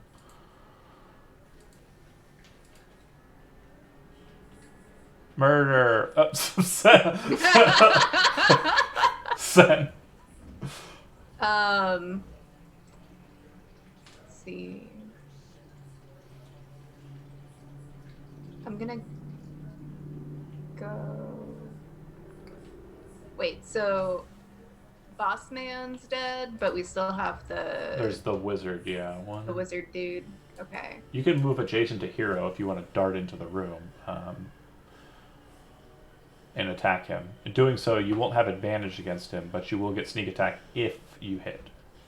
But his AC, his AC is pretty high. Okay. And he can apparently make it higher with spellcasting. Oh lord. I guess doesn't hurt to try. So I can move here. Mm-hmm. Okay, and then Attack with rapier. yep. Oh. It'll hit, but he is going to use his reaction to cast shield. So Yeah. another +5 to his AC. So he blocks. And his AC is currently at 20. Alright, Alenia sees the situation and sees the problem that you folks are having. So she's going to change the pitch. She casts Sacred Flame on him. And he will roll a dexterity saving throw. And fail. And she will deal damage. Not bad. He takes 4 points of damage. Alright. The kobolds, holding and staying back. I said that Meepo would have moved with you last turn, and I didn't do it. He does with you, and it does look like he's dodging and holding his position next to you. Alright. Grenell, the mage. So I think did you just skip me? I might have. Yep, I sure did. Go ahead. I was ready for cool actions. Sometimes the tracker moves with its own accord. I apologize. Yeah, I saw that. It just kind of like popped forward. Okay. So with Meepo next to me, kind of holding the line, I quickly hop around like behind him, behind his shield to get around to this little side of the goblin shaman, and lunge out with a vicious longsword. Okay. It's like in Dragon Ball Z. I always announce my attack: vicious longsword. Hits. Cool. Nice. 10 slashing. Nice. All right. How do you imagine the finish goes? I kind of rear back with the sword up in the air, and I yell, "Iron Reaver Soul Stealer," as I slash down and kill him. Except instead of that, it's more like vicious longsword. Okay, quick question for another piece of it. He's next to a hole. Are you striking him down and trying to like make sure he stays here, or are you less concerned about that with the strike? It is just straight up slashing it down, not exactly trying to push him or anything like that in this case. He basically folds like a cheap suit and slams onto the flagstones there. Dead. Deceased. And yeah, let's see. I had it. I had it on deck. It was good to go, and it didn't work. Oh no.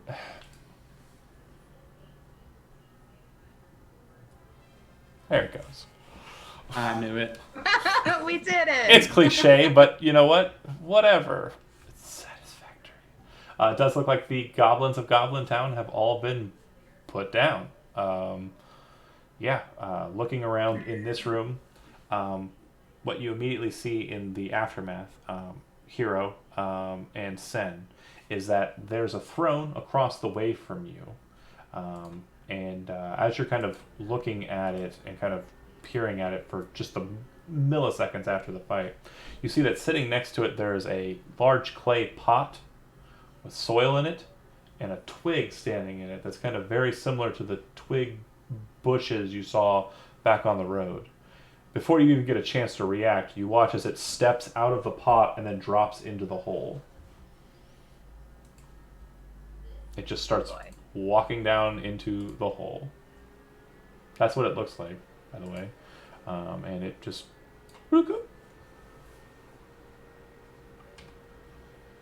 Alright. Aftermath. Starting with Sen and then moving on to Michael on deck. Just think about what you want to do. But Sen, what would you like to do immediately after the fight concluded? I'd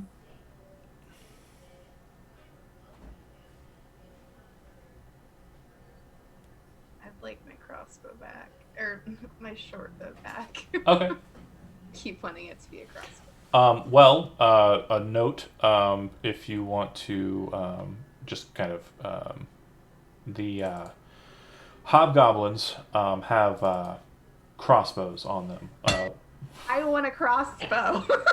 The three hobgoblin combatants, not the big one, have light crossbows, and amongst them they have a total of 52 bolts. Bolts are required for crossbows. Okay. I'm throwing the arrows. Screw the short bow. We take the crossbow. You could give me your arrows. You have infinity. Yeah, you have take them. They on the Here, ground. Well, you have the infinity arrows enchantment on your short bow, so you'll have to have someone cast it on the light crossbow, or use it on the light crossbow set. So that'd be Aveline. She'll need to upgrade your crossbow with the repeating shot ability. That'll take an hour. Wait, I had that? Yeah. Yeah. Since when? She put it on your bow. And then she put a +1 on somebody's armor, I think. Spent a whole night tinkering and nobody gives me any attention. I'm out of here, It's man. not on my sheet. Well, anyways, the point is you get a light crossbow, and the short bow that was like all upgraded, you just toss it aside. Look at this thing, Aveline. You know how much easier it is to use a short bow or a crossbow though? Well, it's also better with repeating shot because normally the crossbows have a trait called loading, which means you can't really take multiple shots. Although you're a rogue, you won't be able to anyway. But repeating shot says no, that doesn't exist because the bow is creating the bolts. But yeah, cool crossbow and gathering that gear. Michael, what is Hero doing immediately after the fight? Pretty much immediately, I'm checking out the Goblin Shaman's corpse. Looks like he has what appears to be some sort of strange wheel book on his belt. Basically, a series of round pages or discs, and opening it appears to have Goblin writing on it. He has an orb in his hands still, which he's clutching on with his death grip. And he has a dagger on his belt, which looks like it is ornate, but mostly made out of bronze, so not exactly the best material for a dagger. Possibly some sort of sacrificial tool or spellcasting ritual tool. Yeah, I'd like to actually examine that orb closer. Yep, it looks very similar to the orbs that were in the front room, the ones that had Aveline in it. And there were the broken ones on the pedestals, but this one appears to have the same kind of shape and size and a little bit of the same glow to it, but much more faint, and there isn't a song or anything emanating from it that's making you run to a tower room.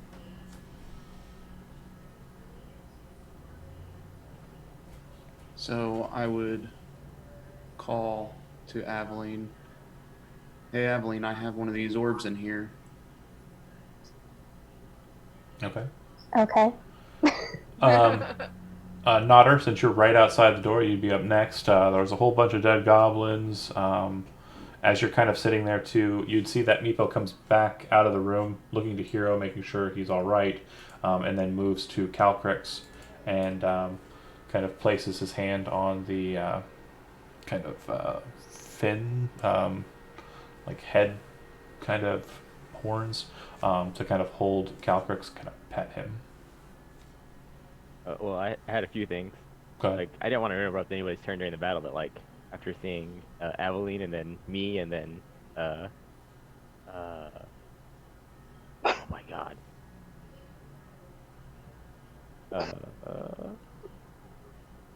Elenia. All three of us break that hobgoblin space. I would have been like, I would have roared and been like, "Get wrecked!" Canon, that happened. Good. God, that was so salty. Something spur of the moment like that, just jump right in, interrupt away. I I'm this close to giving you inspiration, but I'm not gonna do it because everyone else is gonna be like, yeah, you picked your favorite, don't you? Pick a favorite. We know who the favorite pet is. I mean, that bear's pretty dope. But anyway, Can't argue with that. yelling over the corpse. Do you want to inspect the items that are on the corpse? Absolutely. Like, I want to find the... Like, I've been humbled by this fight. I am ready to take a shield now. The shield looks very ornate. It looks like it has a symbol of a tree kind of built upon it. And it looks like it's kind of got strange markings along the edge lines. Aveline, I didn't describe this in the side talk, but I should have. The house markings for House Torinor, that's a tree symbol. But it looks really ornate. His longsword also looks pretty nice. It's a falchion-style blade, but compared to the other weapons, it looks like it has some strange kind of markings along the edge of the blade. You aren't sure exactly what those mean, though. They aren't in a language that you speak, but it does look nice. And then he is wearing plate armor, which is not a thing you can use because it's heavy armor, and barbarians can only use medium. I can like carry the falchion. I'm definitely equipping that shield. All right. Okay. And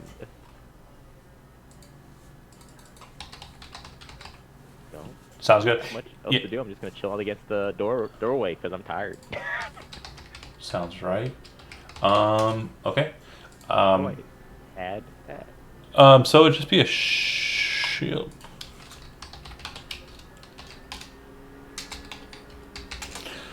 So if you pull shield, type in the word shield, and then non-magical shield, just drag that into your thing. Where would I type that? Sorry. Up in the top right, you should see that there are a couple of options. One of them is the letter I with a black circle around it. Do you see it? Over the chat. Oh yes, I do. Click that and it'll bring up a compendium, and then in that type the word shield in the search bar at the top. That should give you a narrowed list of options, and you should see it's like +1 shield, but right above that it says just shield. Normal shield. Yeah, take that and pull that over into your character sheet and it'd say drop into campaign or whatever, and then say yep, and then it should add it, and it should also add it to your armor class immediately. Yes, it does. Okay. Now, when wielding a battle axe one-handed, you're going to do less damage, but you will have the +2 AC from the shield. Yeah, which probably would have helped me a lot. But I didn't want to carry a shield then. Well, some barbarians like to roll with two-handers, some don't. Battle axe definitely gives you the option to switch between the two, depending. But yeah, to ready the shield, it's an action. To put the shield away, it's an action. So if you're going into a fight, kind of decide right off, like, am I going with the shield in defense, or am I going full bore two-hander? Because in the middle of combat, it's going to basically skip a turn out for you to switch. Yeah. It's like Yu-Gi-Oh! You have to know if you're in defense or attack mode. Yep. Yep. It is And then exactly lines like with Yu-Gi-Oh! effects. And I'm sad I know what you're talking about. But anyways, that said, The best. it's fine. I prefer Magic, but whatever. I was I kind definitely of prefer Magic as well. a fan of Pokemon. But anyway, because the 90s, that's why. Sorry, Stephanie. What's Aveline doing immediately following the combat? So following the combat, I'm not able to express a lot of emotion on my face, but with as much emotion as you can kind of feel, just like disapprovingly looking at all these like goblin corpses. Just like, you can feel it. Yeah. And then I'm going to go over to Hero because I heard that you said my name. Okay. Where are you, Hero? As you're marching past Nodder, you will see the shield that I mentioned. He's actually inside the tower space. And then you'd also see that the armor he's wearing seems to be familiar. You're not able to picture where it's familiar from, but the armor that the hobgoblin is wearing seems to be kind of sparking something in your memory. The thing you'll notice mainly, though, is the shield is magical, and so is the sword. Just based on your keen crafter's eyes, it does look like they have some sort of enchantment on them. Can I go ahead and kind of like carefully pick these items up? Well, Nodder has the shield on his arm. Oh, he does. Yeah. He does. Okay. And the sword he's kind of putting on his belt, but yeah, Gotcha. you could go. I mean, I'm pretty exhausted, so if you were to start pulling at my arm, I'd kind of look at you, but I'd be like, Well, no. In that case, I'm just going to tell you. I'm just going to say those are important items. And then I wouldn't fight too hard on that. I'm tired. I just be like, I need a shield. I just back. this one's pretty good too. They're important. Do be careful. Hero seems to be gesturing out with an orb in his hand. The orb does look familiar, but you don't know why. It's definitely familiar to everybody in the group because some of you ran from it and some of you didn't. Bears. But as you're also passing Nodder and Alenia, strangely, Nodder, you see Alenia start peeling the plate armor off of the dead hobgoblin, looking up to you. What? You're not going to wear it, are you? Fake. It's a part of fighting. Alright. You have the orb, the sword and the shield. There's also just mundane items you can try and loot from the goblins if you want to take the time to do it. This isn't a bad place to rest either, if you're wanting to take a rest. It does look like the kobolds are kind of already beginning the process of going over all the goblin bodies, just pulling out bags of coin and putting them in their own pockets, and taking bundles of spears and kind of wrapping them up with straps of leather armor and kind of getting those settled and set to the side. Meepo kind of looks to Hero and says, "We take?" In Draconic, talking to him and telling me he could take any of the common items they find around here. I will try and remember the voice I had for him. Right. We will take them back to Ystrael and tell of your great deeds, wise blue one. And he kind of bows down, and the other two kind of drop to their knees and kind of, "Oh, blue one, wise, so wise." The dragon kind of, and then kind of flies up and kind of like moves towards the door and kind of starts strutting around like a dog wanting to be walked. Oh, Sen, are you shooting crossbows over there? What?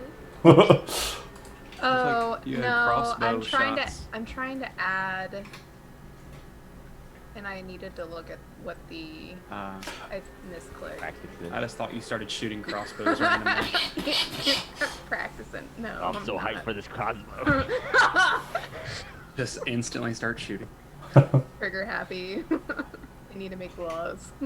If you do take some time, Alenia asks for Notter's assistance as she pulls her chainmail off and starts fastening the plate armor over the. I can't think of the name of the thing that goes under armor right now. The thing that goes under armor that she's wearing, she's just adding the plate to that. Under armor. Yeah. Available at Dick's Sporting Goods and any fashion store. Are you talking about the padding? Yeah, it's got a name and I can't. Doublet. Yeah. That's the word. Yeah. Oh. Yeah, her doublet, and she starts loading the stuff on there, and then she'll kind of put her robes and cape and such over that. But yeah, she suits up in the plate armor. Nodder, you have the shield and the sword, and now you have the orb. You have the spell Identify. You can identify the magic items if you'd like at this point. Again, it depends on whether or not you want to take some downtime here or move into the pit. But based on everything you understand, the pit seems to lead towards Belak. I would vote that we actually hold off and have at least a short rest. Alenia says, I don't suggest us moving forward without a bit more time. I am currently without much power. And I need to refresh. And I'm a little bit lower on health as well as don't have my lightning breath right now. For the full rest. I suggest we stay here, and this will give Aveline a bit of time to clean up this mess. She grins, and it'll also give time for Meepo and his company to return back to Eustrail. Meepo, do you seek to return to us? Meepo kind of looks over to Hero. You want Meepo? Stay. Meepo. I'm fine with Meepo staying if everyone else was. Sure. We like He has Meepo. proven himself useful. Just please let Meepo stay. Began and Wags kind of look to Meepo and say, I am sure Eustrail would be fine with this. Again, speaking Draconic. And Wags kind of goes, yeah, sure, sounds good. And then Meepo says, I will return soon. And they take the dragon and head out back to camp. They say to you, too, also, if you don't want to stay here and you want to come back to Kobold Town, you can. But there is a lot of other stuff to kind of pilfer through here. It looks like the goblins had a lot of loot that they've taken off of banditry, kind of in a pile on the southern side of it. The other thing you'll note, too, is the lights are purple, and that probably didn't come up in the initial bit of the conversation because we were focused on the fight. But it does look like that the lights in this room, not so much in the tower room, appear to be coming from bioluminescent fungus that's kind of patched on portions of the wall. The large kind of heads of the mushrooms are kind of glowing with a purple light. Fancy.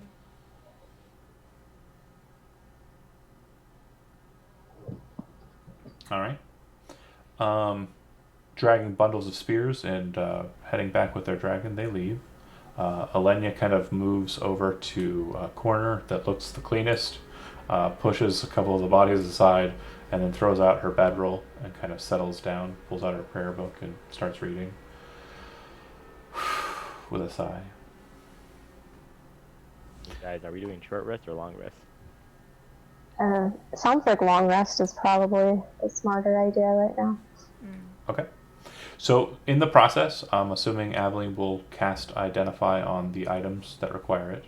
The orb is... Bear with me here.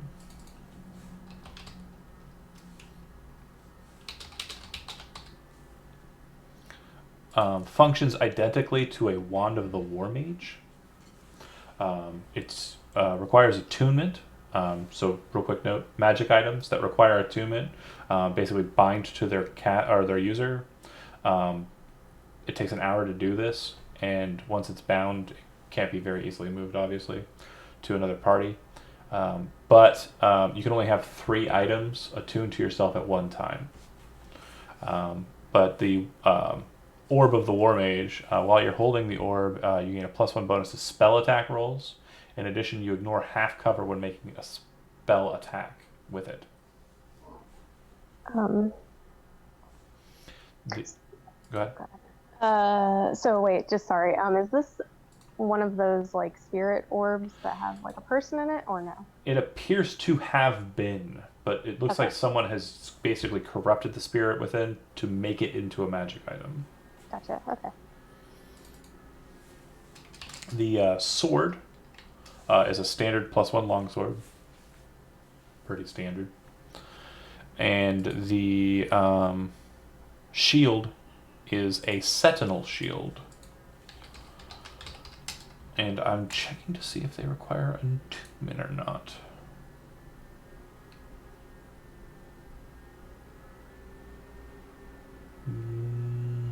No. So, Sentinel Shield, while you are holding the shield, you have advantage on initiative rolls and wisdom perception checks. The shield is typically emblazoned with a symbol of an eye. So since I thought it required attunement, but it doesn't, when you took up the shield and fastened it onto yourself, only you would see that in the center of the grove, or like the leaves of the tree, there's an eye that kind of appears and kind of looks around that you can see and can kind of feel like you can see out of, or like it's alerting you to what it's looking at. As we all know, I am the wisest Right. bear in the wood. Well, mainly perception checks. Yeah, the way they write ability skills, skill checks is the ability and then the name of the skill it functions off of. Because there are alternative rules that you can make, like a strength perception check, or. And this isn't like a physical. I couldn't remove the shield and put it somewhere for like surveillance. Like it's just like it's sort of like something I can perceive with. While you are holding it is the key. While I'm holding it, I gain like an extra cent. Mm-hmm. Do you want to pass off the +1 longsword over to Hero? I am very cool with that idea because Okay. I was going to go see Hero anyway. I can trade you for a regular longsword. I don't know if Just it's good for me. Kind of I mean, as a backup weapon. points at Oh, the very battle. Points at the battle axe. I got room to carry. Because, I mean, you saw what happened to my first longsword. It glowed blue and it broke. Mm-hmm. Blade danced out there. Everybody did so good. I'm getting old, it feels like now. I got a shield now. Things are changing. But yeah, that said, that would be a regular +1 longsword on that one. Oh, hold on a second. Let me double check something.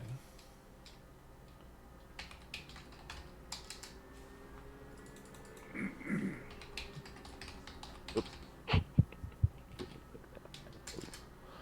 Okay.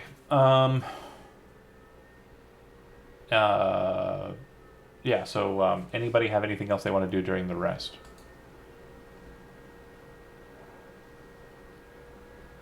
I would like to be looking through the pile of junk on the south side.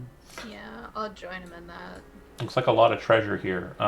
Definitely a lot of things have been kind of absconded with from caravans. You can see that there are pretty fine bundles of cloth. Based on some of the cloth bundles you see here, the bolts have kind of been shorn a bit. It looks like some of the goblins are actually wearing a bit of clothing that was kind of haphazardly made, especially the common kobolds or goblins. Why did I say kobolds? The common goblins. They look like they are wearing kind of fancy garb for a goblin. There are some weapons, nothing of note. Go ahead and make an investigation check. One of you can make one with advantage, or both of you can make one individually without advantage. How would you want to do that? Do we want to do advantage? Well, are you better at investigating than he is? I know Hero's a bit I physical have sided. 3. Yeah, investigation for me is nothing. So Okay. I could roll with advantage if you want. Sounds like the Yeah, best bet. go for it. All right.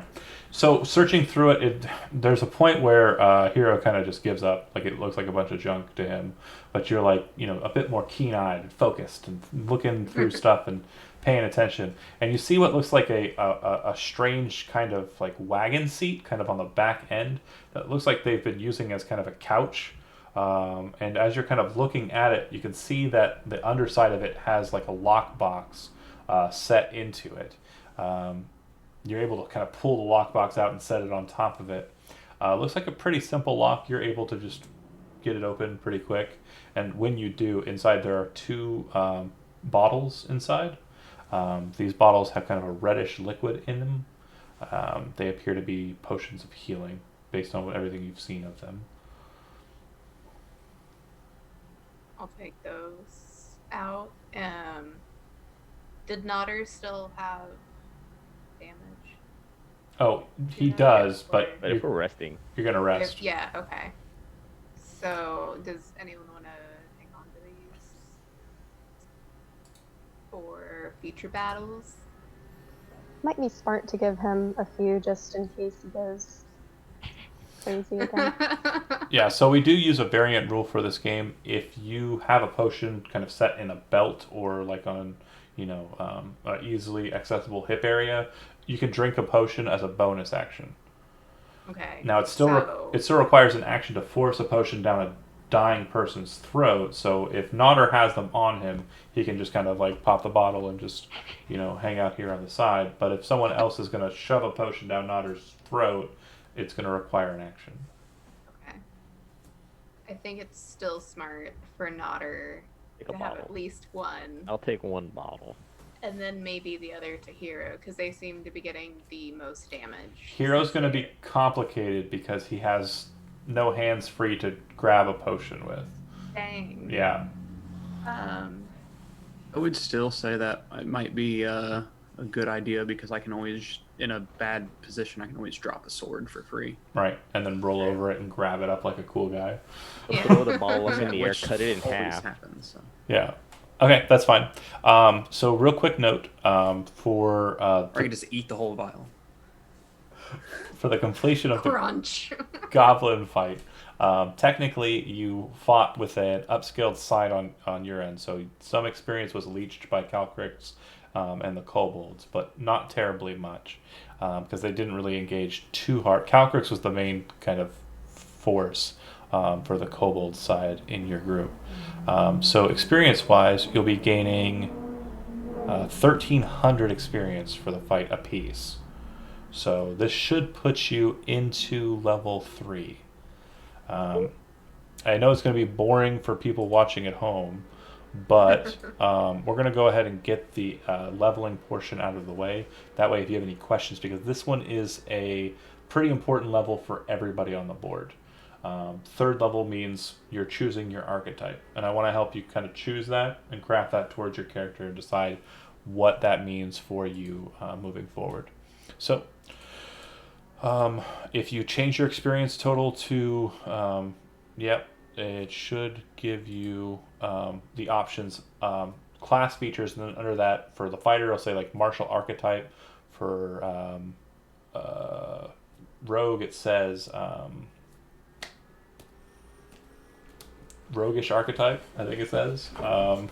Path, barbarian path is what the barbarians have. Now, when it comes to options, I don't know if there are any from... Yeah, so you'll see some that are listed with MHH as their source in parentheses. Those are illegal. We're not using those because they are a bit messy, unless you were previously focusing on that as the one you want to do. But just talk to me about that here if you want to. But those weren't initially a part of the plan. They're from a third-party publisher. And I'm kind of trying to keep it to core rulebooks on us here. If I click on one of these, am I going to be able to see what it grants me without Yes. committing to it? Yeah. What you'll want to do is, once you've got it selected, I believe you can click on the I next to subclass features. the letter I next to subclass features, and it should put that information into the box on the right. Yep, that's exactly what happens. And if you have any questions about them, I can kind of give you a quick synopsis of them based on their name, because I know them all. Except for Artificer. That's the hard one for me.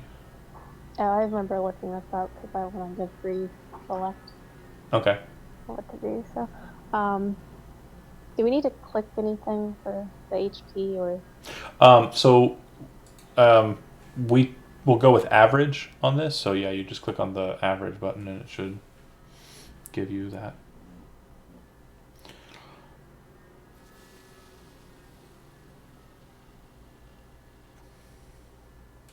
But yeah, I'm not terribly familiar with Artificer because they're a newer class. For fighters, I mean, kind of what you're doing already. Battlemaster gives you some strategy, like some different techniques you can employ with superiority dice. Champion gives you static benefits that last all the time and just kind of automatically augment you. Echo Knight gives you a duplicate that you can create and fight from, which is kind of cool. Let's see. There is Samurai, which gives you kind of monk-like, well, not really monk-like, but kind of more direct-focused kind of stuff. Cavalier is a horse rider, but they have some cool abilities in regular engagement. I can't think of the other ones. For Rogue, honestly, the way Sen's been played so far, Mastermind is probably the one that keeps on popping into my head. I was looking at Mastermind or Thief is also just good. yeah, that's Assassin. classic. Assassin is a little more edgy if you want to go that route. Nah. Investigators, not really. I don't get that vibe from Zen. No. I was looking at Mastermind and Scout, honestly. Scout is really good. Yeah. And yeah, also been playing to that as well. Scout is actually really fun. It'll give you a couple more proficiencies, and you've been out in the wild. You say you're a quick learner, and also yeah, Skirmisher's just great. Yeah. Oh, you moved next to me? No, bye. I do not want to fight you. I do not want to fight. Scout's good. Mastermind's pretty good too. But yeah, I'd say Scout so far as how you played Zen. I feel they kind of focus on that a bit. So I accidentally clicked multi-class. I don't know how to get rid of it. Let me see if I can get in there.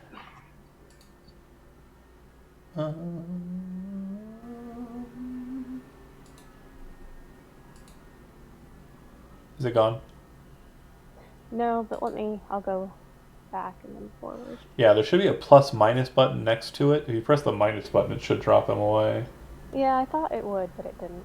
Okay, it's gone now. Okay, cool. No, it's not. Never mind. I lied. What? Oh, wow. Are you going artillerist?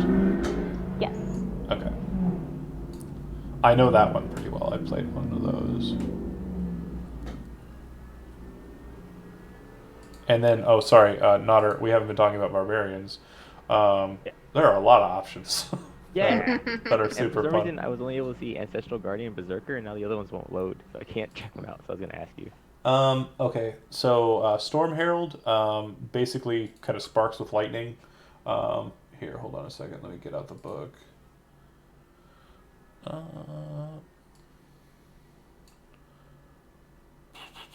Bear with me here. The two that are in the player's handbook, there's the Berserker, which says that instead of raging, you can elect to frenzy instead. And frenzy says that during your rage, as a bonus action, you can make a second attack with your weapon. But at the end of your rage, you become exhausted one level.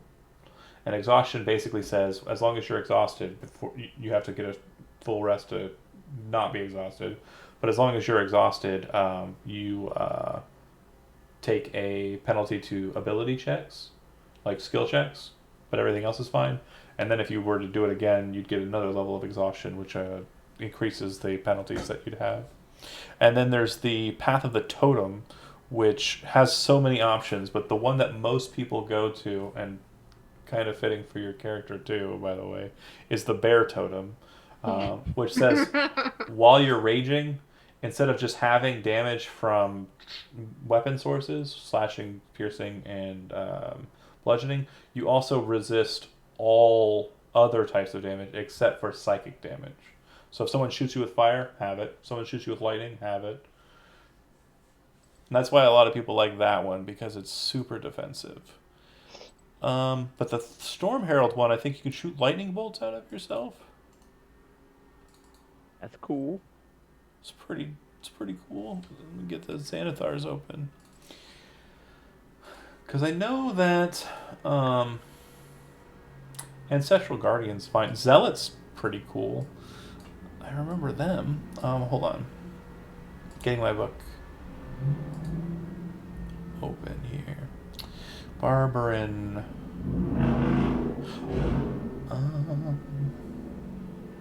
People are being cool outside. Sorry. Well, now that they got Broad Ripple shut down, everybody drives up Compton to... Oh my god, it's so annoying. Yeah, it's real bad. Okay, so Storm Herald. You get Storm Aura at 3rd level. You have an aura that extends 10 feet from you. It activates when you enter a rage.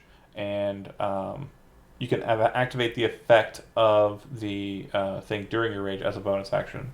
So you choose either desert, sea, or tundra. Your aura's effect depends on the chosen environment as detailed. The environment you choose is kind of manifesting from you. You can change your environment choice whenever you gain a level in this class. So you choose one and you'd be stuck with it, but when you leveled, you could change it if you didn't like it. If anything has to save against your aura's effects, it's a DC 8 plus your proficiency bonus plus your con. The 3 options. Desert. When this effect is activated, all other creatures in your aura, including your friends, take 2 fire damage. The damage increases as you level. C option. When this effect is activated, you can choose one other creature you can see in your aura. The target must make a dexterity saving throw. If they fail it, they take a d6 lightning damage, or half as much on a successful save. The damage increases as you level. And then Tundra says, once it is activated, each creature of your choice in your aura gets 2 temporary hit points as icy spirits from damage. And the temporary hit points increase as you level. That's what Storm Herald does. And then Zealot are a bit more religious folk, focused kind of on divine stuff, if that's your niche. Oh. But that really doesn't really make too much sense with my character. Not so far, no. But the abilities are pretty good on it. You can channel Divine Fury when you attack. When you're raging, your weapons deal an additional damage equal to 1d6 plus half your barbarian level the first time you hit. The extra damage is either necrotic or radiant, your choice. And then Warrior of the God says, if you are targeted by a spell such as Raise Dead or Resurrection, the spellcaster does not need to expend material components to cast it on you. Normally it costs money to dump those spells out, but Zealots can be brought back for free. Let's see. Let's look at the options for Totem, though. Yeah, I'm leaning towards either Ancestral Guardian or that Bear Totem, just because it's a Bear Totem. You are a barbarian, so that makes sense. Now you'd be a barbarian, double the bear, because Bear Totem. A barbarian? A barbarian. I mean, I'm on board. Well, he's already a barbarian, but he'd be a bear. No, he's a B-E-A-R-B-A-R-I-A-N. Now he'd be a B-E-A-R-B-E-A-R. Oh, a barbarian. A barbarian. Now you got it. So, Path of the Totem Warrior. So at 3rd level, You can cast the spell Beast Sense and speak with animals as rituals. Beast Sense basically kind of tells you kind of approximately how many animals are in or around your area. That's very limited description of what it does. And speak with animals in a very limited description does exactly what the name says. You can speak to animals. Totem Spirit. You adopt a Totem Spirit. You choose one of the following options. Bear. While raging, you have resistance to all damage except psychic damage. It's obviously the coolest one. Eagle. While you are raging and aren't wearing heavy armor, other creatures have disadvantage on opportunity attack rolls against you, and you can use the dash action as a bonus action on your turn. The spirit of the eagle makes you into a predator who can weave through the fray with ease. Wolf, while you're raging, your friends have advantage on melee attack rolls against any creature within 5 feet of you that is hostile to you. So that I'm pretty sure that kind of might have made your rogue's eyes light up, because you literally are granting them sneak attack and advantage every time they shoot at something near you while you're raging. But obviously the best of the three of those is bear, in my opinion. I honestly didn't know they could talk to animals. No one's ever used that feature playing a barbarian. It's so meek. I'm pretty sure that's so it. Nodder. I'm pretty sure that's the one. Yeah. Can I have help? Yes. I'm done there. So you're gonna be I think that's it. Yeah. you're gonna be a Path of the Totem. Yep. All right. All right. What do you need help with? I'm on the features page and it says artillerist participer, and it's got like 2 different, I guess, what abilities, the right tool for the job and tool proficiency, and do I just pick any of these? No, you get both. Okay. Sorry. Tool proficiency. Yeah, you choose one of those and you gain it. It's a free additional one, because you normally gain. If you already have the type of proficiency, you gain proficiency with another type. Oh, so it's saying when I level up, I got the wood carver's tool proficiency, and then I get to pick another one. But if I have already had wood carvers for some reason, then I would. Do you? I don't think I do. I'm saying if I did. Okay, then yeah, just select wood carvers, because it says you gain that proficiency.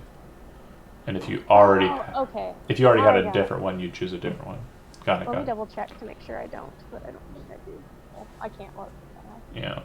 For some reason, it's saying you have a lot more hit points than I think you do. I should be at 24.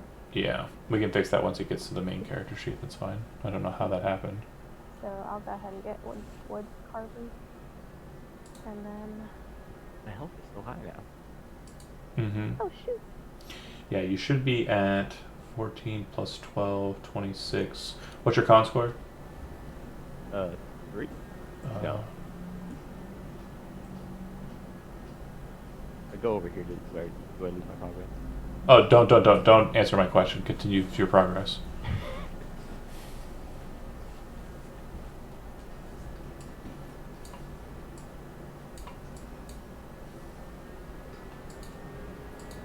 And how are you holding up there, Elizabeth?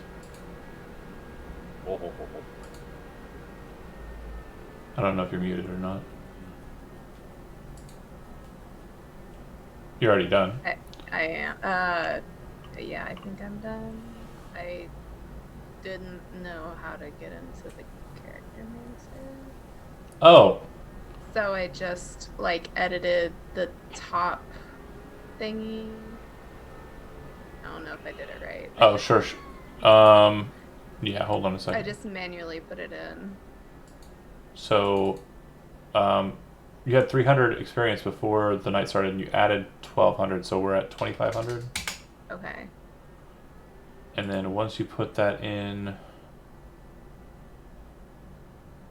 nothing's changed level-wise. Hold on a second here. All right, let's see.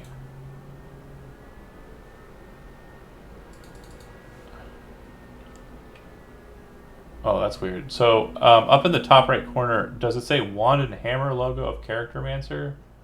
Or does it show a wand and hammer next to your experience? I I mean, there's a little square with a broken image Yeah, symbol. click on the broken image symbol, Okay. and that should open up the character mancer. Apparently, There it is. Apparently, Roll20's having some issues this evening. It does Yeah, not like me. It's also telling me that I was level 0 and I can't submit my changes. What? Oh, okay. Yeah. Let me see if I can help on my side with that, and move you past the character mancer.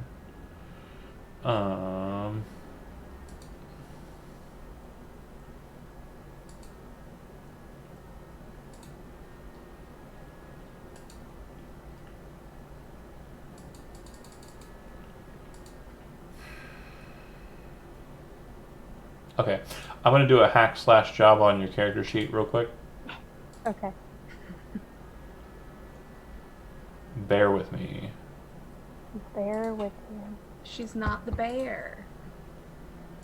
I know what I did.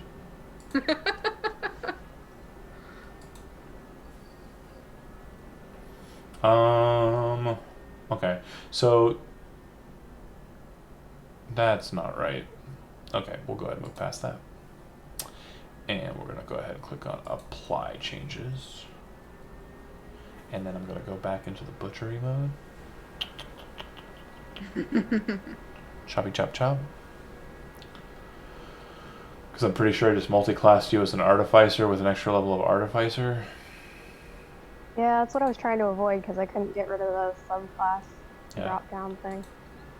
That was really weird. I've never seen it not take on the minus. So let's see. We've got no second class listed. We have carrying capacities are all right. Everything's good. Everything's good. Looking like it's done right. And then we're going to go back into your core section here. Make sure you have the right item stuff. Right tool for the job. Tool proficiency. Artillerist spells, which are, I believe, auto added. Let's double check. Remember shield and thunder wave, please. I'll probably remember. It's going to be pretty quick. Yeah, they're already added. So these are automatically added in. And then those are from your class.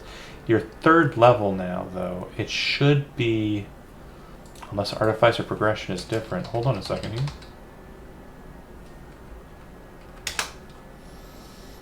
I honestly need to study more on the artificer, I think. Okay. All right. All right, so third level, you should have magical tinkering, spellcasting, infuse item, artificer, specialist, artillerist, the right tool for the job. 4 infusions known, which we already have. 2 infused items maximum, which we need to make sure we have. Yeah, it was armor on somebody, shield, I believe, or something, and then the repeating shot crossbow, which will alter there. You have 2 cantrips known, and you have 3 first level spells, so that is right. Okay, they have a stunted spellcasting progression because they don't have high level spells like a wizard or anything. So yeah, it looks like your spells are right on, and your spell slots will be 3 instead of 2 now. And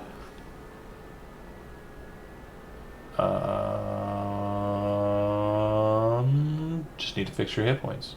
So you should have, that might be right. Let's see. So 8 to start, plus 10 more for 5 from second level, 5 from third level. That's going to be a total of 18, and then you're adding 12, so 30. Yeah.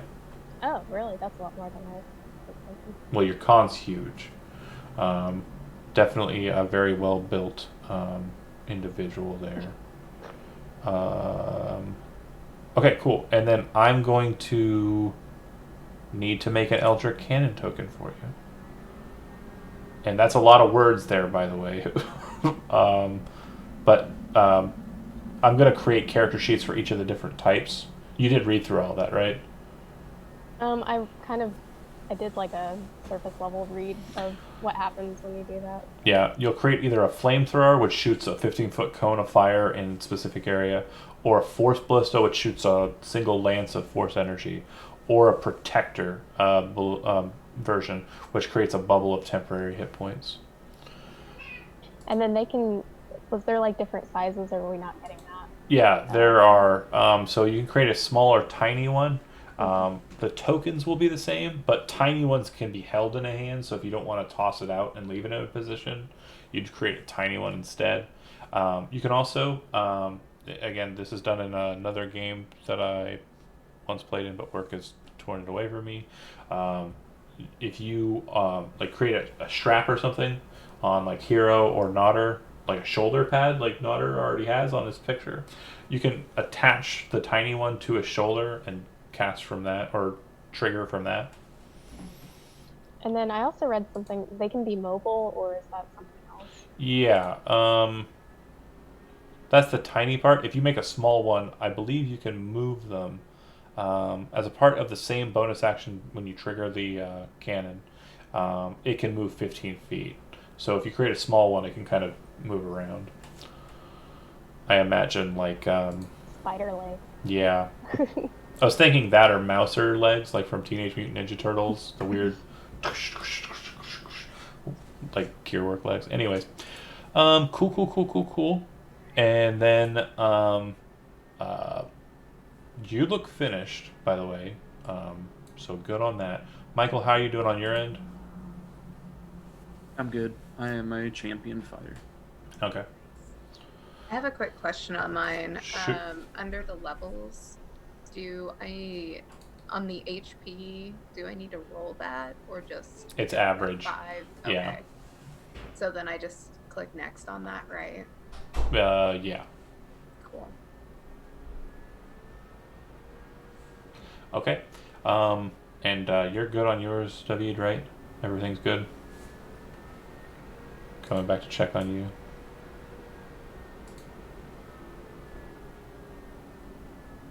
Hey, David, you're muted. Thank you. I just want to say though how perfect this is. It says Totem Spirit. You must make and acquire a physical totem object or an amulet that incorporates fur, feathers, claws, or teeth at your option. You also gain minor physical attributes that are reminiscent of your Totem Spirit. For example, if you're a bear, you usually get hairy or thick. So you're Just more bear. bear instead of just Ian, just bear. 3 times the bear. Okay. Great. Let's see. All right. I'm going to go ahead and just do a preface of definitely making sure that everyone's levels are correct, and I'm going to build tokens for the artillerist before next session, but I am going to lead us into what we'll be doing next session before we call it for the evening. Let's see. I gotta work overtime early tomorrow, so that's why I'm gonna fast track it here. But once Totally cool with that myself. okay, once you've completed your long rest and everyone's kind of regained their hit points, you refresh to full. By the way, the plan is to continue down into Belak's lair beneath. Is that right? Yes. Yeah. Okay. Down that hole where the tree just did a little scuttle. The little Bonsley Pokemon. Okay. So as you descend, you would have to kind of secure a rope to the throne, which appears to be the most kind of sturdy position to kind of secure yourself to. The descent looks like it's about 50 or so feet. And it's not too hard an effort for you to kind of bundle up some rope from the miscellaneous stuff that was taken and drop that rope down. As you're descending, you notice a very distinct change to the atmosphere. It's very humid. It definitely has a bit more of a temperate climate than the cold stone from the level above. The side walls at the lower portions of the circle that you're descending through are covered with kind of vines and brambles. And as you kind of exit out of the hole and down into the room proper, you can see that the ground appears to be covered with dirt. And there seems to be a number of small shrubs kind of growing in positions not too far away from the hole that you're descending down from. It's completely dark, but as you bring up your light sources, you can see that there is a door on the far wall. This room that you're entering into is some 100 or so feet across on either side, square. But across the way, you can see that there's a door. There appears to be a large rent in the wall to the northern side, leading into kind of a cave beyond that, and there appears to be a small door off to the right. The other thing you notice too is that there appear to be small fragments of bone underfoot. They seem to have been mulched into the dirt that you're standing on. And at that, we will go ahead and conclude and pick up next week. Thanks for watching, and have a great week.